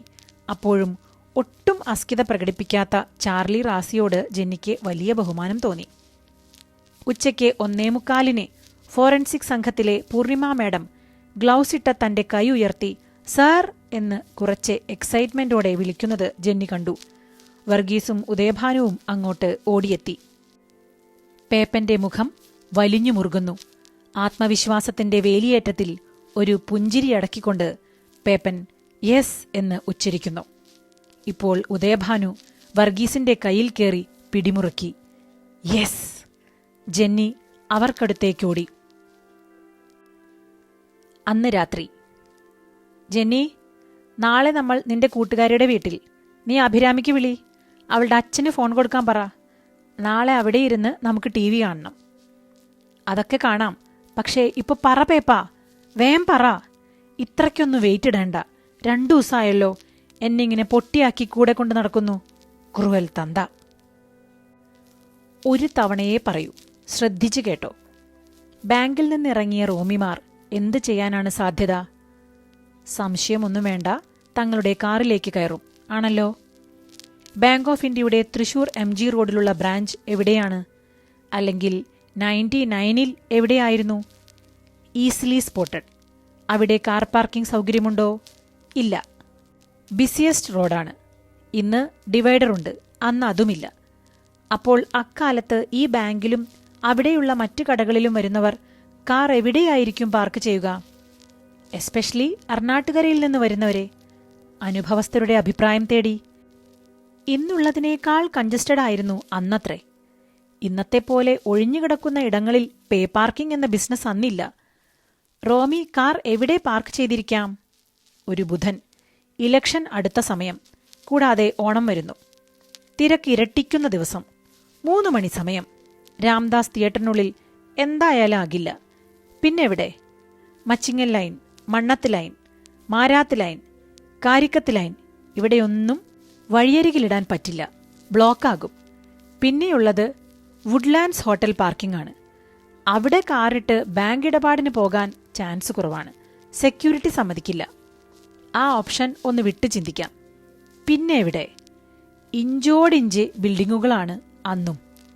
അടുത്തതായി അന്വേഷിക്കേണ്ടത് 1999 ഓഗസ്റ്റ് മാസം അവിടെ ഓപ്പൺ ഏരിയ ആയിക്കിടന്ന ലാൻഡ് ഉണ്ടോ എന്നതാണ്. ഇല്ല. എങ്കിലിനി ആ സമയം കൺസ്ട്രക്ഷൻ നടത്തിയ വീടുകളോ ബിൽഡിങ്ങുകളോ ഉണ്ടോ എന്നതാണ്. ജെന്നി, അവിടെ നമ്മൾ സ്കോഡ്. 1999 ജനുവരി മാസം പൊളിച്ചു കളഞ്ഞ ഒരു പഴയ വലിയ വീടുണ്ട്. വർക്കിംഗ് വിമൻസ് ഹോസ്റ്റലായിരുന്നു. ഒരു പഴയ കോവിലകം ഹോസ്റ്റലാക്കിയതാണ്. സെപ്റ്റംബർ മാസം അവിടെ കൺസ്ട്രക്ഷൻ തുടങ്ങി. ഇതിനിടയിലുള്ള കുറച്ചു കാലം അതിനുള്ളിൽ വണ്ടികൾ പാർക്ക് ചെയ്തിരുന്നു. കിട്ടുന്ന സ്ഥലത്ത് വണ്ടി കയറ്റിയിടുന്നു ആൾക്കാർ. ഈ ഇൻഫർമേഷൻ കിട്ടിയത് മണ്ണത്തി ലൈനിലെ ഒരു കോർണറിൽ ചെറിയ കൂടുപോലെ കെട്ടിയ ഷെഡിൽ സ്ഥിരം ഉണ്ടാകാറുള്ള ചുമട്ടുതൊഴിലാളികളിൽ ഒരാളായ അരവിന്ദൻ എന്ന വൃദ്ധനിൽ നിന്നാണ്. ലോക്ക്ഡൌൺ ലംഘിക്കാൻ ഇറങ്ങിയതാ പാവം. There we click Jenny. അരവിന്ദേട്ടാ, ആ പറമ്പിലൊരു കിണറുണ്ടായിരുന്നല്ലോ എന്ന എന്റെ ചോദ്യത്തിൽ നമ്മുടെ കേസ് തീർന്നു ജെന്നി. കോർപ്പറേഷൻ ഓഫീസിൽ നിന്ന് അപ്പ തന്നെ പഴയ പ്ലോട്ട് സ്കെച്ച് പൊക്കിച്ചു. പേപ്പാ, ലോക്ക്ഡൌൺ അല്ലേ? ജെന്നി, ഉദയഭാനു വിചാരിച്ച പോലെ തണുപ്പനല്ല, നീറാണ് നീറ്. സെക്രട്ടറിയും 3 കൺസേൺഡ് സ്റ്റാഫും എത്തി പോലീസ് വണ്ടിയിൽ. ഈ സ്കെച്ച് തപ്പൽ എളുപ്പമല്ലായിരുന്നു. എന്തായാലും സംഗതി ഉച്ചയായപ്പോഴേക്കും കിട്ടി. തൃശൂർ നഗരത്തിലെ കിണറുകളുടെ കണക്കെടുത്തിട്ടുണ്ടെന്ന ഒരു ഓർമ്മ മുമ്പെപ്പോഴോ കേട്ടിട്ടുണ്ട്. അതിനാൽ തന്നെ പ്ലോട്ട് സ്കെച്ചിൽ കിണറുണ്ടാകുമെന്ന് എനിക്ക് തോന്നി. പക്ഷേ ഫ്ലോപ്ഡ്. അത് ചീറ്റി ജെന്നി. അത്ര ഡീറ്റെയിൽഡ് അല്ല പ്ലോട്ട് സ്കെച്ച്. അത് അതിർത്തികൾക്ക് മാത്രം പ്രയോറിറ്റിയുള്ള ഒന്നാണ്. എന്നിട്ട്? എന്നാൽ ഈ സമയം കൊണ്ട് ആ കോംപ്ലക്സിന്റെ ഓണർമാരെ വരുത്തി. ചാർലിയും റാസിയും. Super guys actually. അവർ ശരിക്കും വീടിന് പുറത്തിറങ്ങാൻ പറ്റിയ ഒരു ഹാപ്പിനെസ്സിലായിരുന്നു. അതിലെ റാസി സിവിൽ എഞ്ചിനീയറാണ്. അവരുടെ പക്കൽ ഒരു പക്ക സ്കെച്ച് ഉണ്ടായിരുന്നു. അത് റാസി വരച്ചത്. ഉടനെ അത് പോയി തപ്പിയെടുത്തു. അതിലീ കിണറിന്റെ സ്ഥാനമുണ്ട്. എക്സാക്ട്. പക്ഷേ ഹൗ കം റോമി? ജെന്നി, 4 മണി കഴിഞ്ഞ് 5 മിനിറ്റിലാണല്ലോ ഡോക്ടർ ഉമയ്ക്ക് വിളിക്കുന്നത് Romi. 5:55 Apollo shift changing siren കേട്ടപ്പോഴാണ് റോമിയുടെ അപ്പച്ചൻ റോമിമാരും പിള്ളേരും ഇതുവരെ എത്തിയില്ലല്ലോ എന്നോർത്ത് സെല്ലിലേക്ക് വിളിക്കുന്നത്. വിളിക്കാൻ കാരണം റോമി കാറിൽ പോയതാണ്. അത്ര എക്സ്പെർട്ട് ആയിട്ടില്ലല്ലോ. അപ്പോൾ സ്വിച്ച്ഡ് ഓഫ് അല്ലേ? ആ 110 മിനിറ്റിനുള്ളിൽ എന്തോ സംഭവിച്ചു. അതായത് കാറും 4 പേരും ഈ ഭൂമിയിൽ നിന്നേ അപ്രത്യക്ഷരായി അല്ലേ? ആകാശം, കടൽ, അതിനടിയിൽ കട്ടിയിൽ കിടക്കുന്ന മണ്ണ്. ആകാശം വിടാം. കടലിൽ പോയെങ്കിൽ എവിടെയെങ്കിലും കരക്കടിയും ഇല്ലേ? പിന്നെയുള്ള ഏക സാധ്യത ഭൂമിക്കടിയിലാണ് അല്ലേ? എന്നാലും പേപ്പാ, തീർന്നില്ല. ആ ഓണർമാരില്ലേ, അവരുടെ സഹകരണം, അതിലൊരാളുടെ ഓർമ്മ. കിണർ മൂടിയാലേ അവർക്ക് ഈ ഷോപ്പിംഗ് കോംപ്ലക്സ് പണിയാനാകൂ. വലിയ ആഴമുള്ള കിണർ. വെള്ളം കച്ചറയാണ്. പഴയ കോവിലകത്തിൽ ഇത് അടുക്കള കിണറായിരുന്നു. അതായത് വീടിനുള്ളിൽ ഹോസ്റ്റലാക്കിയ സമയമായപ്പോഴേക്കും ഉപയോഗിക്കാറില്ല. പഴയ വീട് പൊളിച്ച് വിറ്റതിന് ശേഷമാണ് ഈ പ്ലോട്ട് ഇവർ വാങ്ങുന്നത്. ഇവരുടെ പ്ലാനിൽ കിണർ കോംപ്ലക്സിനുള്ളിലാകും. കൺസ്ട്രക്ഷന് വെള്ളമെടുക്കാമല്ലോ എന്നായിരുന്നു അവരുടെ ആദ്യ ചിന്ത. പക്ഷേ അന്ന് മുനിസിപ്പാലിറ്റി കോർപ്പറേഷനായി മാറുന്ന സമയമാണ്. നിയമം ക്ലാരിറ്റി ഇല്ല. ഉദ്യോഗസ്ഥർ കടും വെട്ടാണ്. കിണറിരിക്കും ഭൂമിയിൽ പുതിയ കെട്ടിടത്തിന് സാങ്ഷന് ഈസിയായി ഉടക്കുവെക്കും. പണം പിടുങ്ങുന്നതിനേക്കാൾ ഉപരി സാങ്ഷൻ ഡിലേ ആക്കുമോ എന്ന ഭയം ചാർലി റാസിക്ക്. വീട് പൊളിച്ചു വാങ്ങിയത് ഒരു സേതു സായിവ്. കംപ്ലീറ്റ് ഐറ്റംസ് അയാൾ പൊളിച്ചു കൊണ്ടുപോയപ്പോൾ കിണർ ഓപ്പണായി. കിണർ നികത്താനും സേതു സായിവിനെ കരാറാക്കി ഇവർ. ജനുവരിയിലാണിത്. എന്നാൽ സേതു അത് വൈകിച്ചു. എന്തായാലും സേതു അയാൾ അവിടെ ഇവിടെ പൊളിക്കുന്നതിലെ അവശിഷ്ടങ്ങൾ ഇടയ്ക്ക് കൊണ്ടുതട്ടാനുള്ള ഇടമാക്കി ഈ കിണർ. അതങ്ങനെ കിടന്നു. അപ്പോൾ റോമി ഡ്രൈവിംഗിൽ വിദഗ്ധനല്ല. ആ വെക്കേഷനാണ് കാർ വാങ്ങിയത്. എൽബോർഡ് വെച്ചിട്ടാണ് ഓട്ടം. കിണറിന്റെ തൊട്ടുമുന്നിൽ പാർക്ക് ചെയ്യുന്നു. ഒരുപക്ഷേ കുറ്റിച്ചെടികളുണ്ടാകാം. കിണറുണ്ടെന്ന് തോന്നിപ്പിക്കില്ലായിരിക്കാം. ഒരു മഴക്കാലം ഇടയിലുണ്ടായല്ലോ. കുറ്റിച്ചെടികളും പുല്ലും നിറയെ ഉണ്ടായിരുന്നു എന്ന് ചാർലി റാസി ഓർക്കുന്നുണ്ട്. ബാങ്കിൽ നിന്ന് അരിശത്തോടെ വരുന്ന റോമി ചെക്ക് ഡെപ്പോസിറ്റ് എടുത്തില്ലല്ലോ. ഗൾഫുകാർക്ക് പൊതുവെയുള്ള ഫ്രസ്ട്രേഷൻ. കൂടാതെ നാളെ തന്നെ കാത്തിരിക്കുന്ന ഡോക്ടർ നായരുടെ സെക്കൻഡ് ഒപ്പീനിയൻ. ജീവിതം മൊത്തം തെറ്റിയിരിക്കുന്നു. അവർ കാറിൽ കയറുന്നു. റോമിയും മുന്നിൽ, പിള്ളേർ പിറകിൽ. റിവേഴ്സ് എടുക്കണം. ഇനി നമുക്കൊന്ന് ഊഹിക്കാം ജെന്നി. 4 മണിക്കാണ് ഡോക്ടർ ഉമ വിളിക്കാൻ പറഞ്ഞിട്ടുള്ളത് അല്ലേ? ഇപ്പോ 4:05. പെൺ റോമി ഡോക്ടർക്ക് വിളിക്കാൻ പറയുന്നു. റോമി കാർ സ്റ്റാർട്ടാക്കി AC ഇട്ട്. ബൈ ദ വേ, അത് AC ഉള്ള കാറായിരുന്നു എന്ന് സെബസ്ത്യാനോസ് ഉറപ്പിച്ചു പറഞ്ഞു. അപ്പോ AC ഇട്ട് അതീവ ടെൻഷനോടെ മൊബൈലിൽ കുത്തുന്നു. യെസ് പേപ്പ. ഉമ ഡോക്ടർ അങ്ങേ തലയ്ക്കൽ. ഉശിരൻ ട്വിസ്റ്റ്. ജീവിതം വീണ്ടും തിരിയുന്നു. ആഹ്ലാദം. പെൺറോമിയും കരഞ്ഞുകൊണ്ട് ഡോക്ടർ ഉമയോട് സംസാരിക്കുന്നു. ജെന്നി, ഒരു കാര്യം കൂടിയുണ്ട്. ലേണിംഗ് സ്റ്റിക്കർ ഒട്ടിച്ച കാർ. സെബസ്ത്യാനോസിന്റെ വീട്ടിൽ വണ്ടി തിരിക്കാൻ പാടുപെട്ട റോമി. ചിന്തിക്കുന്നവർക്ക് ദൃഷ്ടാന്തമുണ്ട്. കാറും കൊണ്ട് തൃശൂർക്ക് പോയ റോമിയുടെ ഡ്രൈവിംഗ് വൈദഗ്ധ്യം അറിയുന്നതുകൊണ്ടാണ് അപ്പൻ 6 മണിക്ക് വിളിക്കുന്നത്. ശരി. ജീവിതം തിരിച്ചു കിട്ടിയ ആഹ്ലാദ തള്ളിച്ചയിൽ റോമി കാർ എടുക്കുന്നു. റിവേഴ്സ് ഗിയറിന് പകരം ഫസ്റ്റ് ഗിയർ ഇട്ടിരിക്കാം. ഒരു കൈപ്പിഴ. കാർ മുന്നിലേക്ക് ഇരച്ചു. ഒറ്റ സെക്കൻഡ് കാർ കിണറ്റിലേക്ക്. ആരുടെയും ശ്രദ്ധയിൽപ്പെട്ടില്ല. പൊതുവെ മഴക്കാലത്ത് മുളച്ച കാടും പടലും പുല്ലുമുള്ള കോമ്പൗണ്ടാണ്. ഒച്ച കേട്ടിരിക്കാം. 3 സെക്കൻഡ്. ആരുടെയും ദൃഷ്ടി അവിടേക്ക് ഫോക്കസ് ചെയ്തില്ലായിരുന്നിരിക്കാം. Quite possible. പേപ്പ, ക്വൈറ്റ് ഹൊറിബിൾ ടു. കിണറിനുള്ളിൽ വെള്ളവും കോൺക്രീറ്റ് വേസ്റ്റുകളും, കൂടെ കാറും 4 പേരും. ജെന്നി, ഇനിയുമുണ്ട്. സെപ്റ്റംബർ 5 CR കോംപ്ലക്സ് ഫൗണ്ടേഷനെ കുറ്റിനാട്ടലാണ്. കിണർ ആ സായ്വ് മൂടിയിട്ടുമില്ല. ചാർലി സേതുവുമായി ഒരു വലിയ വഴക്കുണ്ടാക്കി. അത് വ്യക്തമായി ഓർക്കുന്നുണ്ട് ചാർലി. ഓഗസ്റ്റ് 15 തേക്കിൻകാട്ടിൽ പരേഡിൽ ചാർലിയുടെ മകനുണ്ടായിരുന്നു. അതിന് വന്നപ്പോഴാണ് സേതുവിന്റെ പുതിയ ടിപ്പർ ലോറി നായ്ക്കനാൽ പരിസരത്ത് കണ്ടതും കൈയോടെ അയാളെ പിടിച്ചതും. അന്ന് സെപ്റ്റംബർ 1 കിണർ അവിടെ ഉണ്ടാകില്ല എന്ന് സേതു വാക്ക് നൽകിയത് ചാർലിക്ക് കൃത്യം ഓർമ്മയുണ്ട്. രസം, കൃത്യം വാചകം ഓർമ്മയുണ്ട് എന്നതാണ്. ചീത്തയിൽ നിന്ന് രക്ഷപ്പെടാനോ എന്തോ സായു പറഞ്ഞ ഡയലോഗ് ഇതായിരുന്നു: ഈ വരണ 1-ാം തീയതിക്ക് ആ കിണർ ഒരു സങ്കല്പമായി മാറിയുണ്ടാവും. ഇത് സേതുവിന്റെ ഉറപ്പാണ് സാറേ. സായിവ് നാടക നടനായിരുന്നിരിക്കും. അപ്പോൾ ആ ദിവസങ്ങളിൽ സേതുവിന്റെ ടിപ്പർ നിരന്തരം കിണർ നികത്തുന്നുണ്ടാകണം അല്ലേ പേപ്പ? കാർ അകത്ത് പോയതിന്റെ പിറകെ ടിപ്പർ വന്ന് ഒരു ലോഡ് അടിച്ചിട്ടുണ്ടെങ്കിൽ, വീണ്ടും വീണ്ടും കൊണ്ടുവന്ന് തട്ടിയിട്ടുണ്ടായിരുന്നെങ്കിൽ. ഉണ്ടായിരുന്നെങ്കിൽ അല്ല പേപ്പ, ഉണ്ട്. അതല്ലേ പ്ലാസ്റ്റിക് ബാഗ് വേസ്റ്റ് ഡ്രിൽ ചെയ്തപ്പോ. ബാഗ് മാത്രമല്ല ജെന്നി, ഇഷ്ടം പോലെ ഐറ്റംസ്. എന്തായാലും സെപ്റ്റംബർ 5 തന്നെ കുറ്റിയടി നടന്നു. അപ്പോഴേക്ക് അവിടെ കിണർ ഇല്ലായിരുന്നു. പേപ്പ, എനിക്ക് ശ്വാസം മുട്ടുന്നു.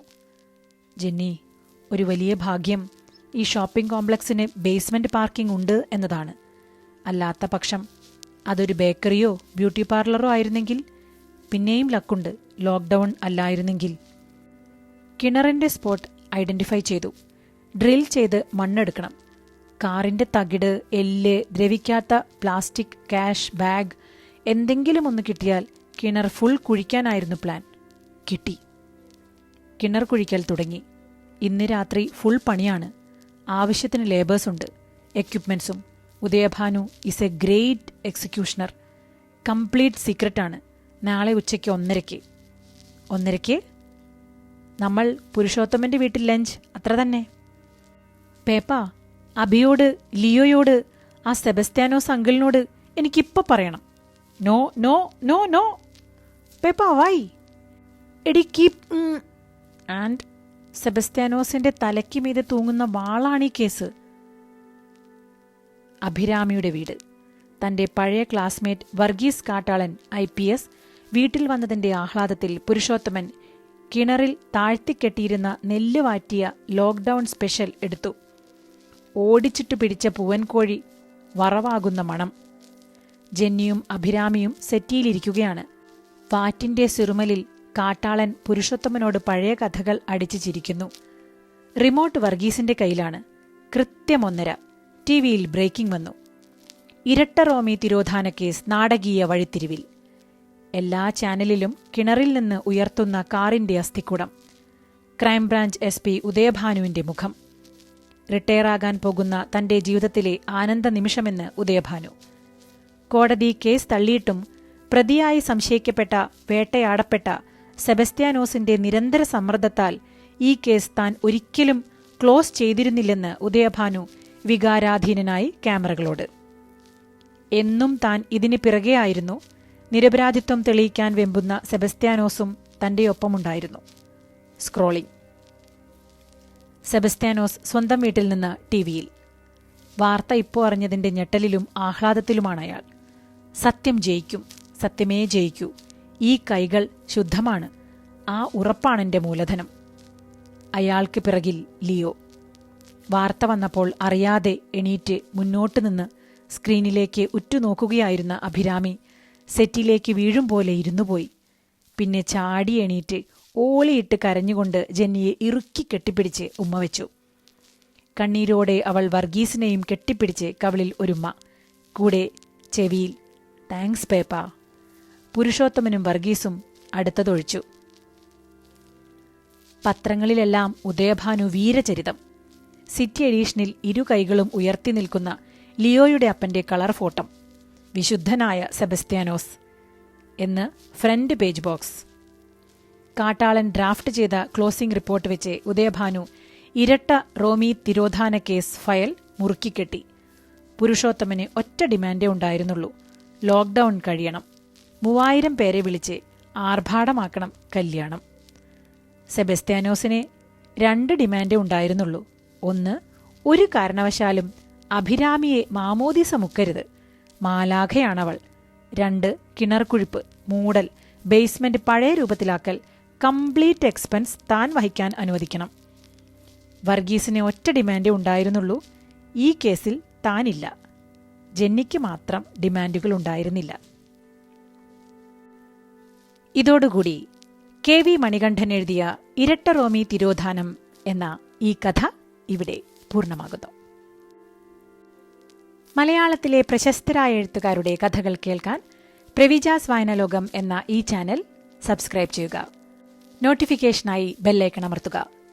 നിങ്ങളുടെ ഓരോ വിലയേറിയ അഭിപ്രായങ്ങളും നിർദ്ദേശങ്ങളും യൂട്യൂബ് കമന്റ് ബോക്സിൽ രേഖപ്പെടുത്തുക. എല്ലാവർക്കും നന്ദി, നമസ്കാരം.